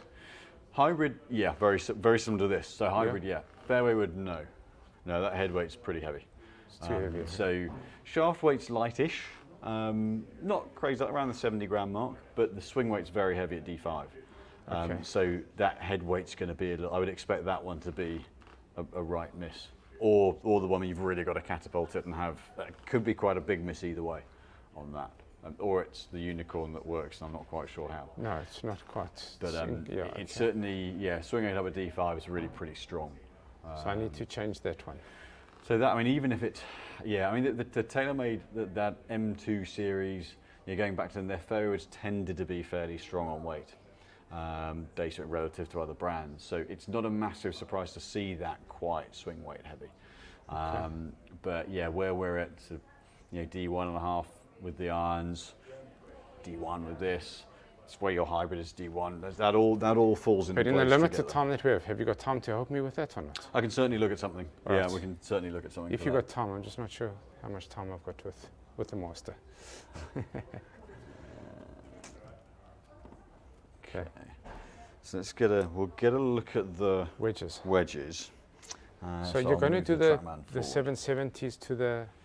We can, well, Gap wedge, eh? certainly the pitch. Gap wedge is one of those where, again, for your standard, my gut feel, would generally be that like the Vokey wedge, the out of set wedge gives you a bit more spin control, a little bit more flight control. So I would normally, if your gap wedge was just a stand and deliver point and shoot swing, and you weren't hitting kind of 3/4 feely shots in with it, and you say, okay, well, for lesser golfers, you normally go, I'm going to be moving it anyway, I normally go, look, more forgiveness, you're just trying to hit the green. You're not just trying to hit the green. No. I would err to the outer set wedge because the faces are designed for the 3/4 shots. They'll bring the launch angle down a little bit. They'll give you a little bit more spin. So the principle of what you've got in the bottom in terms of heads, I definitely like. So it's whether, for example, in the 50, I mean, we'll see when we're testing with them, whether a little bit more weight, like you've got in there, for the partial shots, I would expect to probably be a good thing, but we'll see. Because you could equally, I match my 50 to my iron set, just go to the Vokey wedge, and then go a little heavier in the other two. Okay. There's sort of arguments for that, or actually then playing the wedges as exactly the same setup, but all a little bit heavier, if heavier suits, so that they're all, like the wedges are all played as a family of wedges rather than one being more like the irons. There's no definite right or wrong, it kind of depends how you approach the club. Okay. But I'll slide this forward because we'll use the front mat on this, mainly because of trajectory. We don't want it to hit the top. I'm with you. Actually, ball-wise, from an iron play point of view, I would, certainly of the Titleist, the X is the better ball from a spin. If you go, the Pro V1 in your irons will just start to drop the spin and the launch angle a little bit. So So you like the I X? like the X for ball flight with the irons, definitely.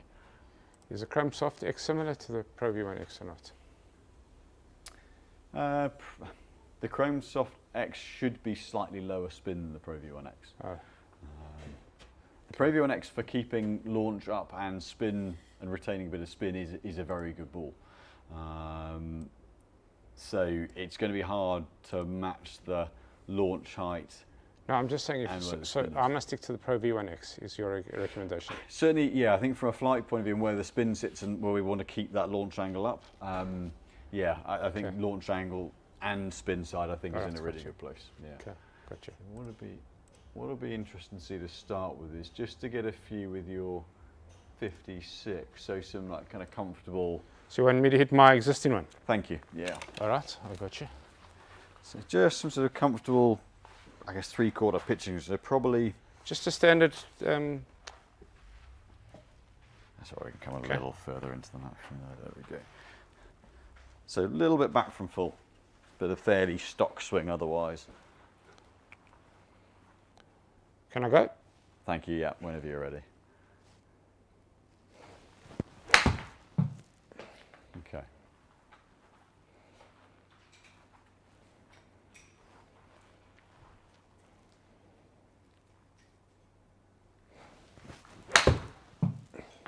Okay, and then just a little bit of a shorter one still, just a little half shot. Okay, I'm going to take 5 yards off it. Okay, yeah, it's kind of interesting. I think you manage the 6.5. You manage the timing really well. I think, again, giving you where those have got the feel for the club head looks good, but it looks almost to me like there's a slight kind of placement of it rather than just turning on and dropping it. So it'll be interesting going into the steel versus the steel fibre and seeing that flow of weight change. There was no science in these. Well. I just picked these out off the rack and I just told them to reshaft my other wedges and just take the shaft out the others and drop them in here. That's all that was done. Got it. There was no science. Yeah. But I certainly think the heavier weight in the what you might call the scoring wedges, I think that's a good thing. But I think the 95s you'd have no feel for.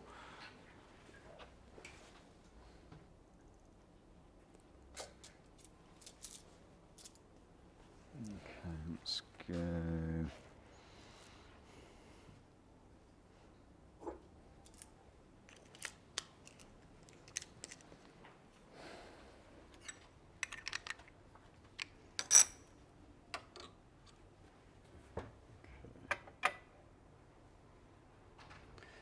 I'm just going to get a slightly different head. That's just swing weighting a little heavier than I want.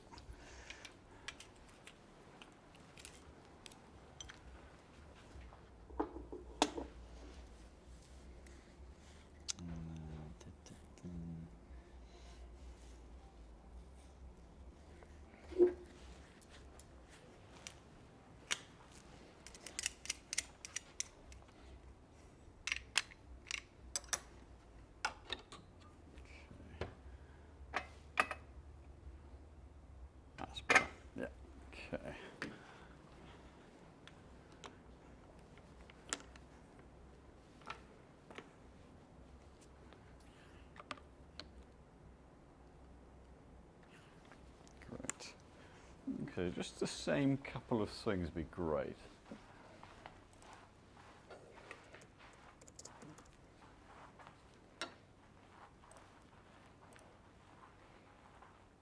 Oh, sorry, just waiting for this to load up. Nearly there. Yeah, great, thanks.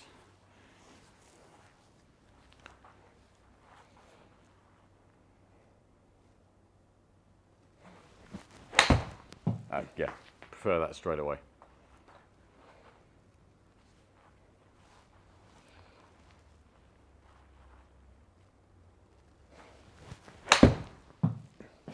With the steel throw, yeah, it looked like you had to manage it through the ball. That straight looks like you can just swing it, and there's there's 0.9 of a meter difference between those two swings. Can I take 5 yards off one? Yeah, great. Okay. That was about 6. Yeah.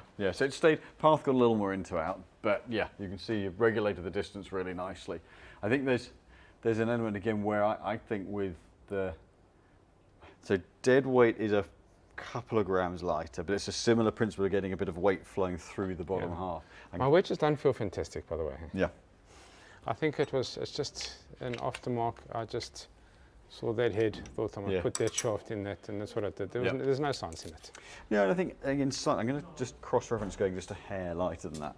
I think with the steel fibers, again, where they're great construction of shaft, but for wedges, that especially going to the 110, there's a lot of material there, and there's not a lot of feedback from them. That's probably the ones, they've done a wedge-specific shaft. Okay.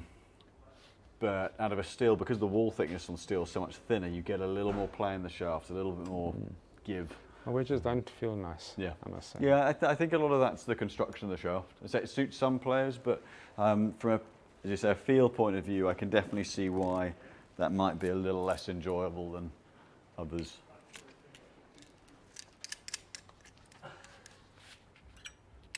Let's just see if we go a little bit less heavy. So at kind of 106, 107 on the previous shaft. This one's more like 100 grams. What swing weight? Still want to get the swing weight. The last one's up around D4.5, D5, which there's still definitely works having a bit of head weight on the wedge shots for you, and you can see that drops you down into the back of the ball. So this one I'll take a fraction off it just because the shaft weight's a little bit lighter. Nearly that'll be.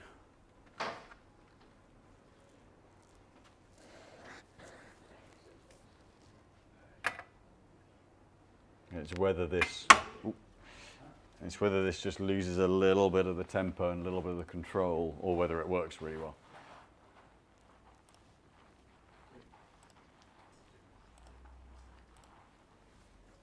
Can I go? Great, thank you. It's a very easy swing, that.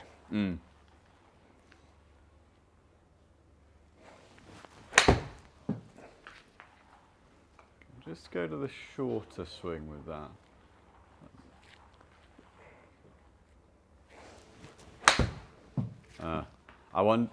That's the one where, that one's... The previous one was nicer than this. Yeah, I think that shorter one, you see it get a little bit of a flick to it. It worked out. It's not bad, but the previous one just felt different. Felt a bit nicer. Eh? I think some of it just those few grams heavier, a little bit more guts in the bottom end of the shaft. So you naturally, again, as you take the pace off, you can then use the weight to take you down to the bottom of the ball. Whereas the opposite of the driving iron, where you're building your pace a little bit more, we need that bottom end to come with you. Yes. As you quieten things down, you can use the weight in the bottom half to drop it into the ball a little bit more. So I'll put that other one back in. Which head? So it's a little bit on, depends a little bit on what bounce you want. The Vokey, I don't know why I'm going to that. I'll just cross-reference actually I'll use this to cross-reference the strike point on the sole to look at the bounce side of it. The guys have got the tape in the other bay.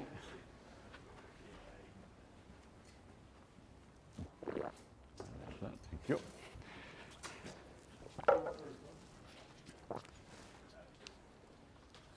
So whilst the Vokey's great wedges. They're not necessarily the softest feeling, but there's loads of grinds to work with from them. So I'm open to it. I mean, I don't have a...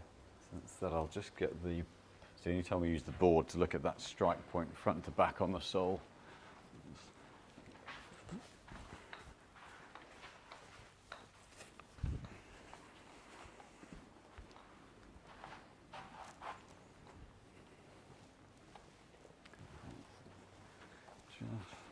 Look, and we'll use this just to gauge that strike point. So it's really seeing leading edge to back edge where that contact. So the D grind you've got in your 56 is a fairly strong bounce, but then it's got a little bit of relief on the back edge.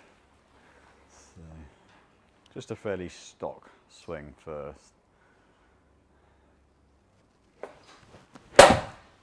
Yeah, you see the weight helps you through the shot straight away, going back to that. Okay, so this one's got a little bit more, the bounce is on that back edge. It's going to get a head that just shallows that off a touch. In terms of the turf that you play off most often? Kikuyu. Okay, yeah, so we don't want to get the leading edge too sharp on that. And do you then, I mean, I think just the mid bounce and the sandwich would be fine. Hey? I mean, that's potentially where the D grind works well, because you've got, There was no you've got a science in it, reasonable eh? bit of bounce there. But I just took that head. I think that's probably all that was available. Okay. There was limited stock and supply, so... I'll get one that's just a little bit shallower sole shape to compare with. There's absolutely no intelligence in the wedges. Eh? So I think just... Oh, Titleist have got wedges in. So, okay, Yeah. give it to me. It could have been the F or the S. I would have taken whatever was available. I just wanted a 56-degree club. So I'm just going to shallow that off a little bit versus that Zuno one.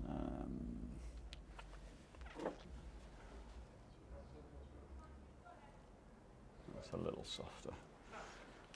Do you, in terms of visually, like for example, that one rusts out on the toe side. Is that something that? What do you mean? So where I'll grab the Mizuno Okay. head. So where the Callaway head has a raw face from the inside of the grooves out, so that rusts up, whereas Mizuno Titleist do a completely raw head, but whereas that's then all chromed, so you don't get a rusting face. It's whether that's something visually that might be a challenge. I'll pop it on, see how it looks to your eye.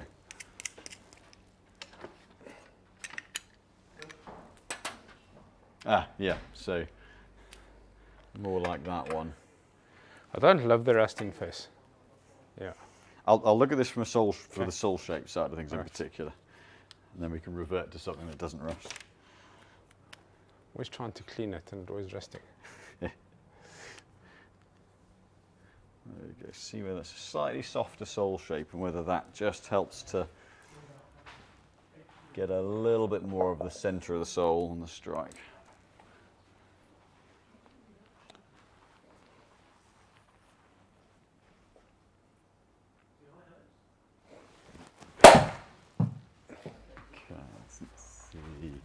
Yeah, so just taking that back edge down a little bit versus the Mizuno head you hit, it's moved that strike a little bit more towards the centre. So there's still plenty of protection. You've still got plenty. If it's if it's sat up a little bit, just a slide over in the face, you give yourself a little more bounce. We're nowhere near that leading edge, Perfect. which is great. So, Okay. and this is very much in line with Take the Vokey, the S grind. You know, they That's all very. Oh, is this the Callaway wedge? yeah. Very nice. Happy with Yeah. this. What's that? It's the difference in the Mizuno wedge here, where the bounce is very much towards the back edge, and a little bit more central on that one. But I'm happy with this range of wedges. This range, the jaws is fine. Yeah, I mean the only thing we can't avoid is the Okay. rusting out in the face. That's all right. But certainly bounce-wise, that's a little bit more. That's as an all-around, that's a little more appropriate. I think some of it's going to be. It'd be interesting to see the. I mean, the 64 that you've got. I was using the PM grind, but Yeah. I kept sticking into the ground. So Okay. I went to this, and my chipping's improved a lot. Got it. With this, the PM was just too sharp. in the ground. Okay. Yeah. Maybe just the way I chip. I think with this one, there's a little bit more. I think slightly more gradual, maybe a little more protection on that leading edge. Not as good at the bunker as the PM, Yeah. but for chipping overall, it's been fine. And is it, in terms of the loft it's at up at 64, is that something you'd want to retain in Yes, the bag? yeah. Okay. Because there aren't too many options. I mean, in terms of with, and there's a practical element of this as well, but I guess in terms of the condition things is great. There's no, the face hasn't worn. There's still plenty of groove and actually internal groove left on the face. So whilst that bit, because you've clearly practiced, that looks more worn than it is. Actually, the face condition is good. You could. Yeah, this club's a year old. Okay. Yeah, the face is retained well. Yeah. Sort of, yeah. You could change shaft in this. I mean, because of the way it's set up and that higher toe, I think especially if you were to go into those ones for the other couple of wedges, there's a strong argument. No, I'm not set on this. The reason I got this is because it was the only one that was the 64. There are very few. Yeah, there are very Yes. few. Now, I was looking at that in terms of. A 62 or a 64 would be fine, but I do want more than 60. Let me just double check what they go up to in those colourways. Just whether they go beyond the 60 in it. They may, because they've got the full face ones. They may stop at 60. That's the full face. Oh, wrong one. So many variants of them. There we go. Just double check. I'm not going to miss a loft option. Okay, so this will actually be a really interesting grind to have a look at. The Z grind's quite an interesting one, the 62 of that. Because it could be, with that head, with how high the toe is, it's whether that makes it a little clumsy on some of the short game shots. But the Z grind's a really interesting grind.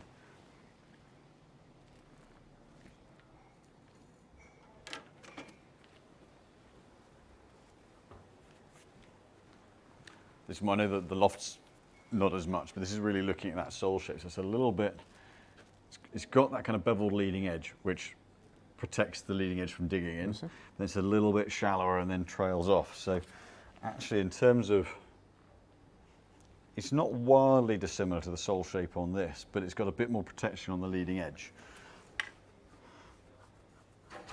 It's whether, for that one on the heel side, it's whether it needs just a little bit more relief if you open it a lot. I don't like this. Okay. That's too square over here. Okay. Yeah. It's because of that. Yes. It's squared off. Just when I open it up, this sits nicer to my eye. The other Yep. one feels too much like the PM grind. Okay. It's almost like it's got a particular look. Yeah. Yes. Yeah. So because of that leading edge, it's a very, very square leading edge, whereas that's got a little bit more roundness to it. No. Yeah. Yeah, because that comes out just a little bit more. Yeah. So that's where for these ones that front edge gets in the way. So, Yes. So in terms of retaining that kind of loft, well, actually, would be interesting just to see the strike point on this as well, just to see a couple of different short game shots, because that visual's such a key thing to be comfortable with. And so it may actually be that the best route is to retain this head style, but just get the other shaft in. Let's see. I'm just. What do you want me to do? A chip Just or like a hit? sound like a 30, 40 yard or something, or 30 meters or so, just a short pitching swing, and then a little cut up shot as well. Do you want me to hit a chip or a More like it's a short pitch shot. Yeah. short pitch shot? All right. Let me just think now. Okay. Okay. Yeah. Let's see. Yeah. So right on that centre point. Okay. And then if you've got a little cut one up over a bunker. Like just a 10 meter. Little just short-sided. Yeah. Perfect. Little yeah. short side. All right. Great. Okay. Yeah, I think with where you lay that open to, because it goes onto that part, but that's where that strike bar goes onto the heel, that bit of a graduation, and that little bit of a kink out there, that head's going to sit when it's laid right open like that a little bit better than most, because of that graduation into the heel. There's a, yeah, it sits, it really drops into that inside there, which for that opened up position stops that leading edge sitting up. Okay. So for those shots in particular, actually that's where that sits really nicely. So I think we may struggle to get something that's going to sit visually quite as clean, particularly with that line around the leading edge there as well. I can leave this club with you if you want to just put a shaft in. Yeah, we can put a shaft into that. Yeah, It's fine. I'm yeah, happy no to problem do at all. I'm happy to do that. Hey?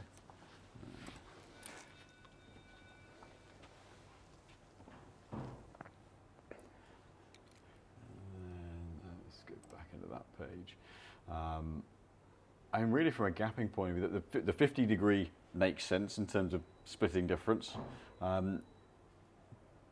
Do you play The 50, I used to have a 52. I Yeah. think this was just, the 50? so I need, Yeah. so for me okay. I've made the gap in work. Between because there was a big gap between the pitching wedge and the sand wedge. So the club that I got now I've found the level. So I know where this goes, and then I play around that distance. Got it, yeah. And certainly from a numbers point of view, you're at 45 on the pitch wedge, which is where we'd stay. And then it's at, the 50's at 49, but then 56. So certainly, in principle, that kind of 50-degree base point splits the difference well. Okay. 52 drags, and then you quite a big gap back to the pitch wedge still. Okay. Now, in terms of shot types, would you rather the 50, the gap wedge, swung more as an extension off the irons? Is that going to be more? Okay. Yes. So yeah, from that point of view, I think it makes sense to match the shaft on Yes. that to the irons, and then have the 56 and the 64 with the slightly heavier shaft. Yeah. Okay.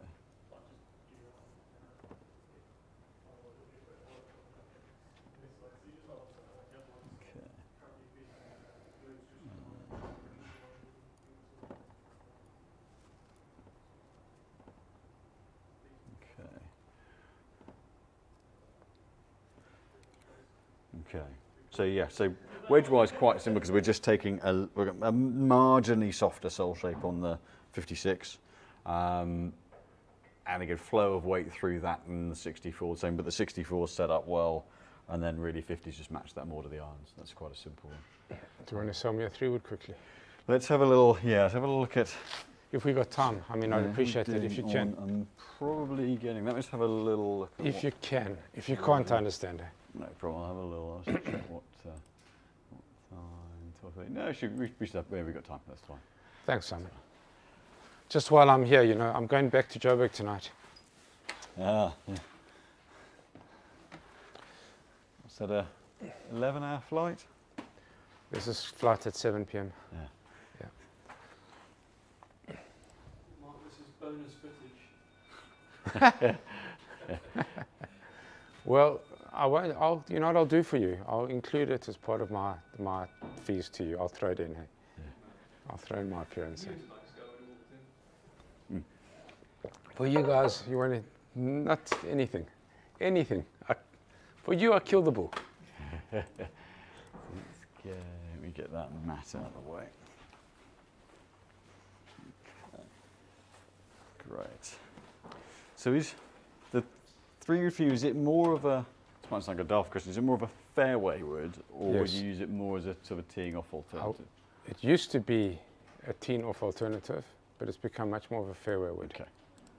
I think mainly since I've got the stealth driver last year, and I'm driving it really well. Yeah. So the I mean, when I want to hit a fairway, I just go down in the stealth, and I just hit like a really nice squeezer that I've got, like a 3/4 swing. Got it. Okay. But if I have it, I'd prefer the 3-wood to be a proper club. Mm. Yeah. Sorry, it's that one. Yeah, that's it. Okay, let's get a little. I always do that and check the faces first. So we'll get a couple of swings with that to get a marker point. Do you want it off the ground? Wherever the more important performance is from. So I mean, really, Yes, probably off the ground's a good. Off the ground for me here. Yeah.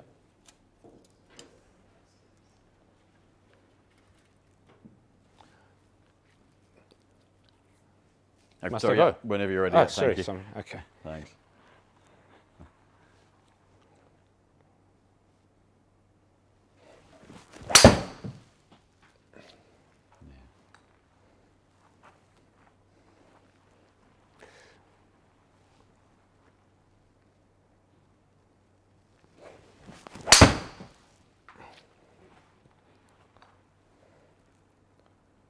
Okay, a little heel strike that one. But, okay.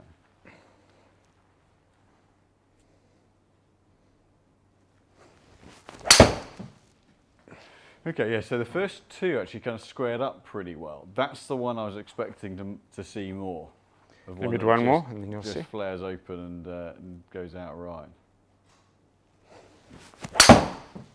Yeah, because I think where it's sort of, yeah. So there's last two where swing line 0.0 on that one, the swing line one before 0.6, but the face getting open and so just getting away from you right. The first two kind of catapulted straight. Now it's because it's not dead weight heavy, it's just bottom end heavy. You can see you can still shift the handle well. Can I give you the context of this? I'd been fitted with another shaft, Fujikura, Yep. and Judd was fitted with this. It was too soft for him. Okay. So I just took Yeah. when they took his out, I just put I just put it in here Yeah. and went. Okay, got it. Yep. So that was the science. Fair. I mean, it's normally the other way around, isn't it? Normally kids stealing their father's clubs. So yeah, those last two where that head weight, that swing weight's particularly strong, that's where you'd expect that head to just get a little bit out of kilter and a little bit detached, and then that one that you just can't quite square off unless you flip it, because that head weight's just going to drop in behind, drop the right side under a little bit. I mean, the tailor-made fairways always been strong. I mean, the flight strength out of those in terms of spin's really good. Like the first one came out like an absolute bullet, which can hurt your carry distance a little bit. So versus the first one at 12 launch and 2-1 on spin, I'd certainly like to see the spin nearer 3,000 than that. Yes.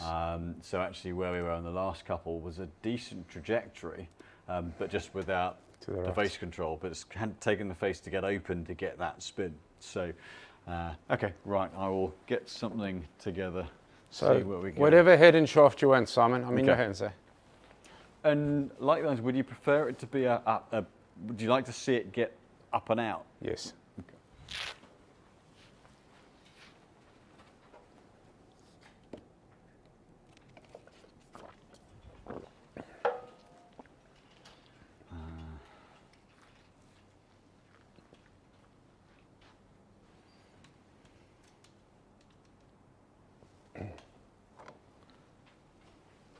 They come in. James, we're not going to do the drive and the rescue because Simon's more or less happy that the overall balance looks okay. Besides the fact that there's no time, it seems okay. But the 3 wood's out. It's at a D5 swing weight. Okay.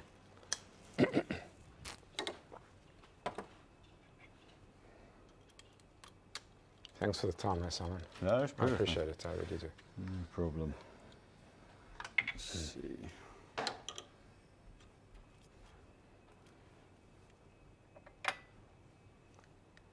Okay, use a lighter weight on that.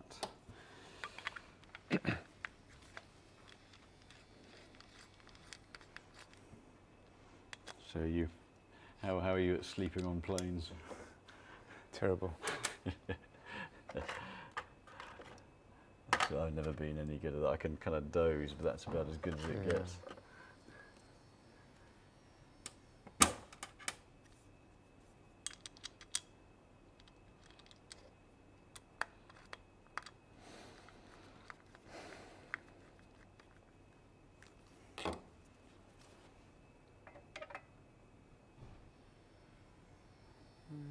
Let's see, I may go slightly lighter in the head, but I'll use that as a start point. Thank you.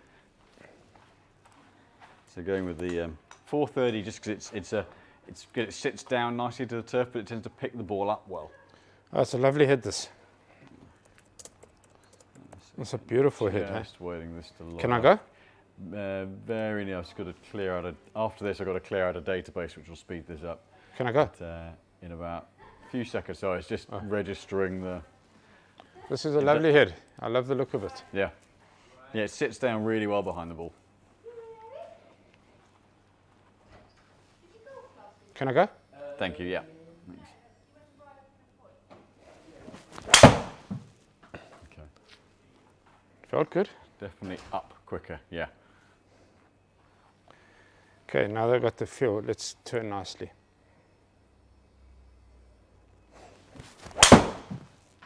Okay, I'll watch one more.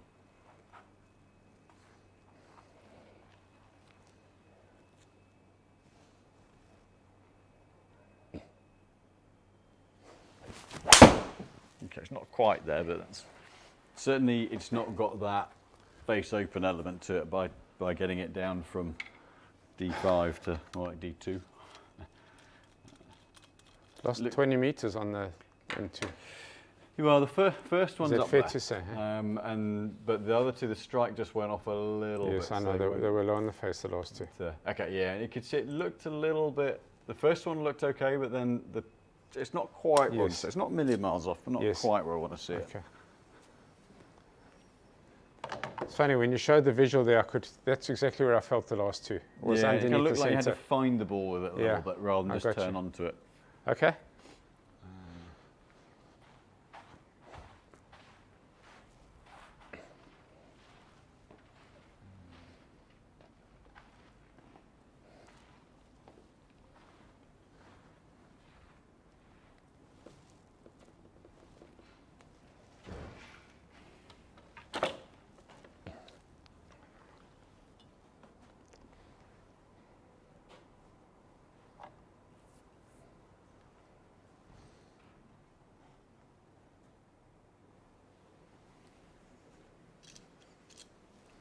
This is the ones to turn off.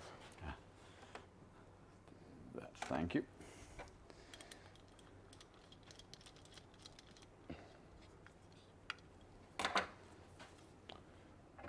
So you can see very quickly where you want to get the person to. I mean, obviously from your experience. Yeah, it's then working out which bit. It's still a bit of A/B testing, saying right, I know if I change this parameter, Yes. what a good and bad result is. But until someone hits it, you never. Like with the iron shafts, you could kind of tell, right?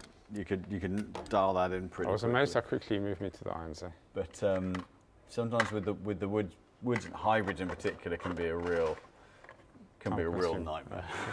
They're so sensitive to sort of marginal weight positional changes. I don't know why. There's nothing from a physics point of view that can make sense of it. But yeah, of why hybrids are the most tricky of anything. Sure, someone somewhere would find a science-based answer. But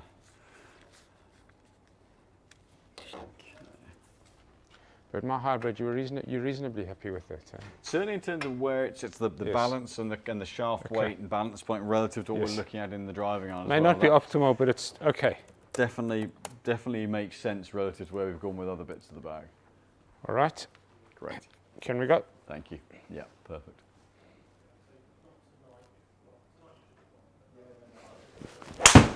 Okay, right, let me get rid of that. That's a definite no. Can see that straight away. Okay. I just took the balance a little more away from the tip, and that wasn't a good thing. Yes. Gotcha. So, as the face angle shows, just bottom end got away from you. Okay. So for that might drop it in. 768.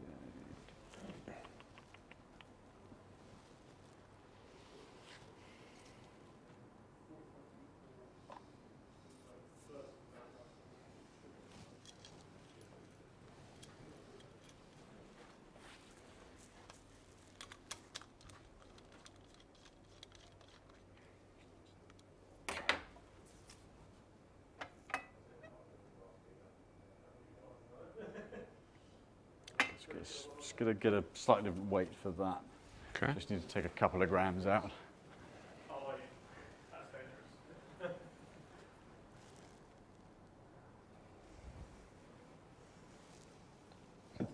dangerous.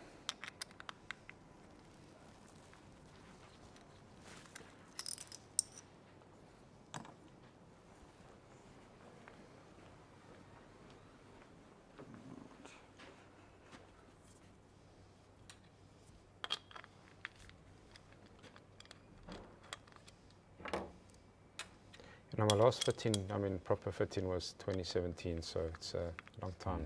A lot changes in that time. Longer ago than it sounds. It's when you get to the point when it's a different decade and the year sounds much better than how many. It's, there we go. Thanks. Okay. Great, yeah, perfect, thank you.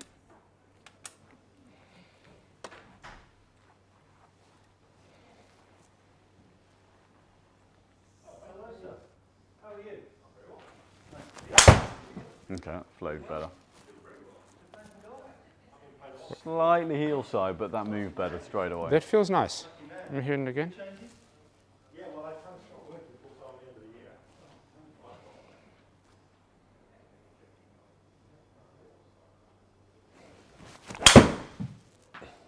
Okay, better ball speed. That felt decent, huh? Okay, I might see one more. I might change the head.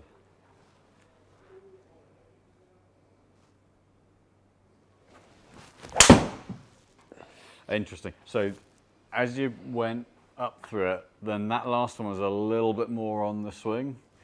I mean, you need to go a couple of grams heavier. Just got away from that last one. So you can see the first one's always a bit of a sighter. And first one was, you know, contact-wise and everything, but a little heely, but swing line was good. And as that one, you ramp the speed up, it looked like it just got away from you. Okay. So it's not a club we want you to have to steer. Yes. Okay. Gotcha. So better weight profile, just need a little bit more dead weight to it.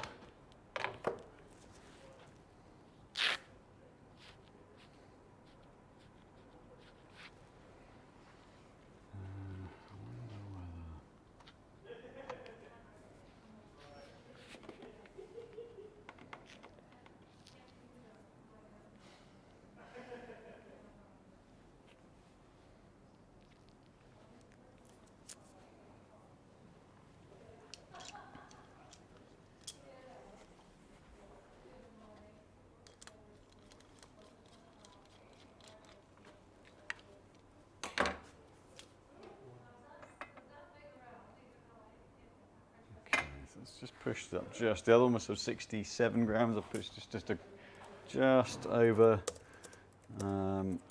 70 grams.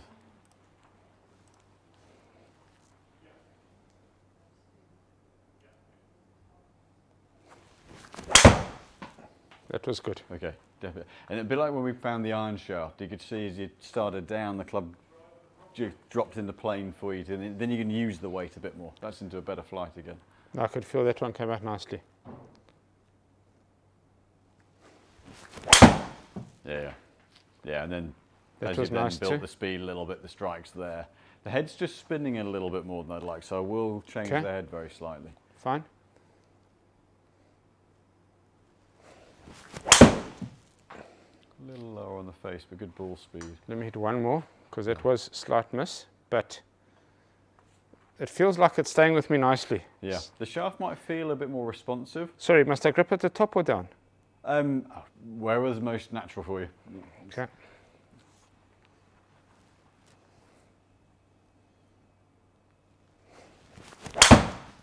Yeah, timing's much cleaner on this and ball Yeah, I speed's killed better. that one. That It's was a good. little, it's just popping it a little bit. So I'm just going to get a head that just brings that flight back down a little bit. But that's really nice and But stable. the feel out of all the clubs, this has felt the best by far, Simon. I'm happy that the numbers are reflecting that. Hey? Yeah, and you can see, like we said, it stays with you that little bit better. You could definitely see that through. And that first one straight away, it dropped in, and then you can move it through a single plane. You can I'm kind with of you. Hey? use the weight better. Yeah. So, but the head's just kicking the spin a little bit. So, okay, but it's a similar, raw weight of shaft is not that far off. It's a it was swinging weight at D2 and a bit rather than D5, so it's taken 5 or 6 grams out of the head. Yeah, that's significant. Club feels good.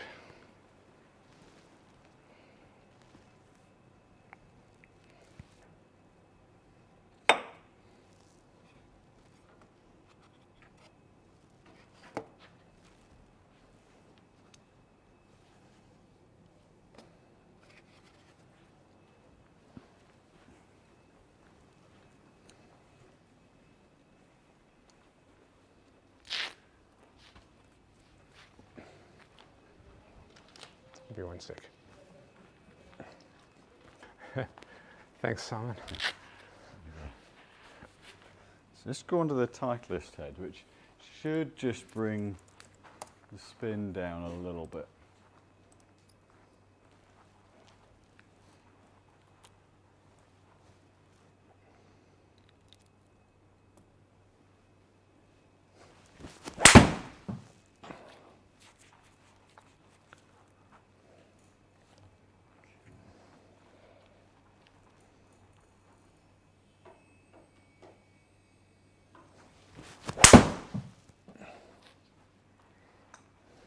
No, not collecting as well. So we need to keep the centre of gravity a little bit lower in the head. Pink That felt one, nicer than this one. the ping collected that Yes. better. So I'm going to get. Found One the of the pink shape calories. is different to this one. This is more. It's a little Rounder. bigger footprint actually. Oh. Yeah, I'm going to get a Callaway one. Put that one back and get the other head. Was the pink spinning too much? It was just popping the spin up a little bit, Okay. yeah. Which is saying because everything else about it was good. You know, the ball speed, the strike, everything really nice. Okay. But just pop the spin up a touch. Now this one should get that spin. Should be an operative word. Should get the spin. Yeah, helps to put an adapter on.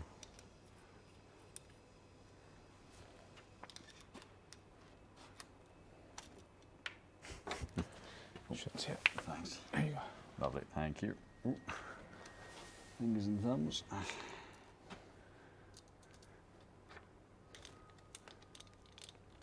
So a similar, slightly shallower profile. Which I think where you pick it a little bit more off the top, that's where the Titleist being a slightly, centre of gravity sits a little higher in the face, just didn't get into the bottom of the ball as well. I could feel it. Hence the spin as well. It's not just Oh, interesting. catching below the CG line, so just then spins it up a little bit more. There we go. That's Great, the thank you. paradigm.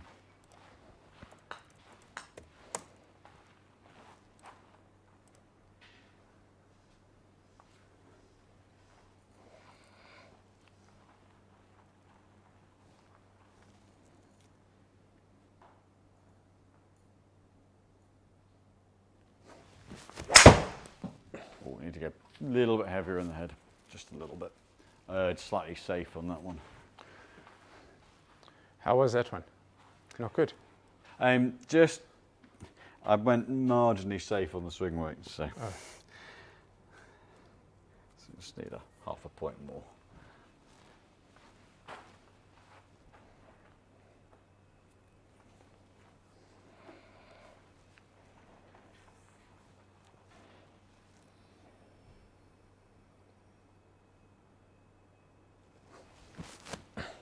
Sorry, So I can't do that. The moment I take the club away, I'm gone. I just took that back strangely.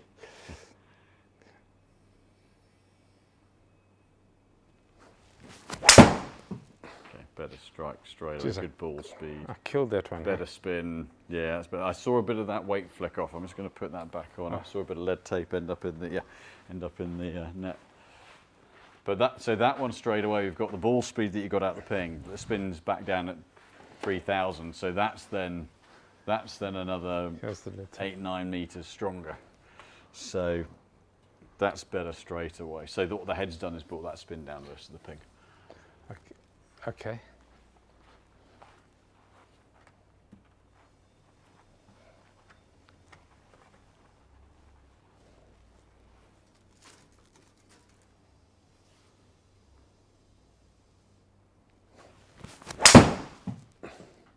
Good It ball was speed, flushed, that eh? one. See, I may turn the loft down a touch. That one flighted up a little. Yeah, let me put the loft down slightly. So that's interesting. How come you can adapt? Why could you not wait to that one to get the spin? That's Well, because we got that one's because we got that strike out of it, you can see where the spin can get to. Whereas we didn't get anything near that with the ping. So with this, I'm just going to take the loft down a little bit, but the natural flight was sitting just a little high. okay. So you know that you can't, like this one you knew you could just put a bit of... Yeah, we can take it down a little bit. Okay, if that's the high one, okay, fine. We know we can drop the high one a few hundred revs by lowering the loft a little bit. But you can't go the other way. But the ping one, Yes. we're never going to get the good hits were up at 3.738 rather than 3.1 where this one was. I got you.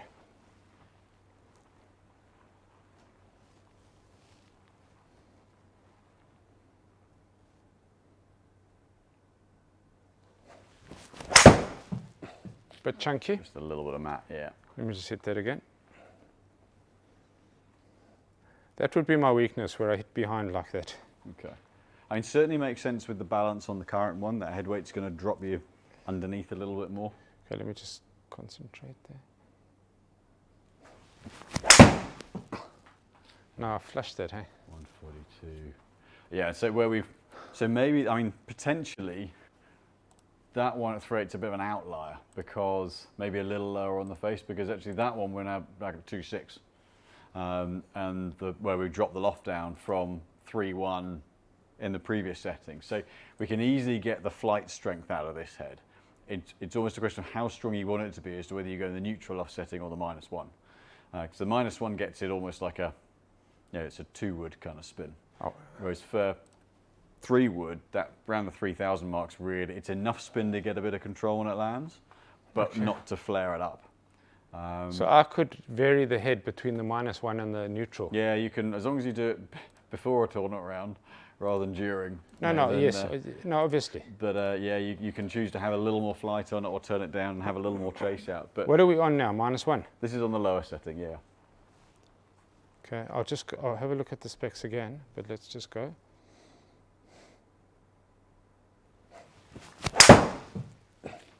It's good ball speed off Crushing that. that now, hey? Yeah, so it's on the mid to strong end with that. So between, I prefer, 2.6 I and like 2R. to have a strong, you're still getting up to 13.5, 13.7 launch. no, I'd keep it at the -1, Yeah. hey?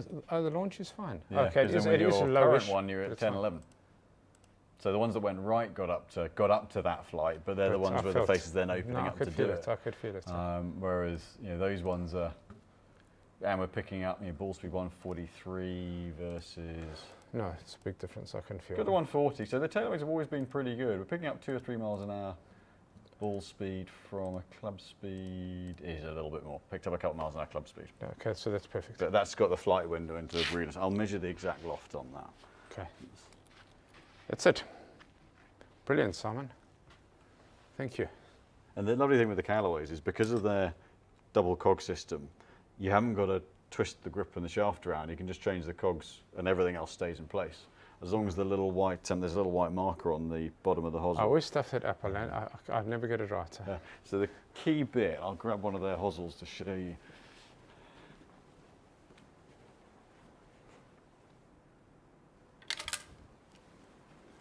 Whether it's driver 3-wood hybrid, is put back in there for this. Oh, I see. Is that little white dash there? As long as that stays Okay, because is in that line with that little white dash, that's where the grip is lined up to that Yeah. dish? Okay. then Okay, I got so you. on It's here, very important because you can. that little white dash there. Yes. So you can do whatever you want with the settings, as long as it's lined up with that little white dash there, then the grip stays in place, but you can change the loft, face angle, wherever you want it to Jeez, you go. must see. Yeah, Become you like see a it quite Chinese lot. puzzle for me. Yeah. Can't get it right. But it's probably the best, the most versatile system. Yes. Whereas the Titleist, you've got It is if the smart when you number know what you're stays in doing. the same Yes. quadrant, you've got A, B, C, D in each quadrant. But if the number changes, then the whole orientation of the shaft changes. And then Ping TaylorMade Strixon, Mizuno, the whole lot moves. So I'll measure the exact loft on this. Brilliant. But that felt like a bullet, eh? Those Yeah, last this is the ones. I moment love we the went back feel to of it, that eh? lighter crown, lower centre of gravity head. The ball speed kicked up, collected really well. No, but the feeling was nice. I could just feel it was that I was. Thanks so much for taking that time, Simon. No, pleasure. Pleasure. It's nice there was a good, really nice, strong result out of it as well.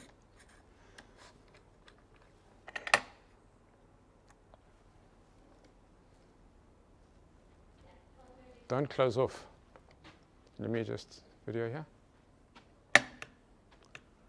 Precision Golf, state of the art, most professional, most sophisticated, brilliant service experience. I don't know what they're going to charge. It's going to be a lot, but it's going to be worth every cent. Getcha. Worth every cent.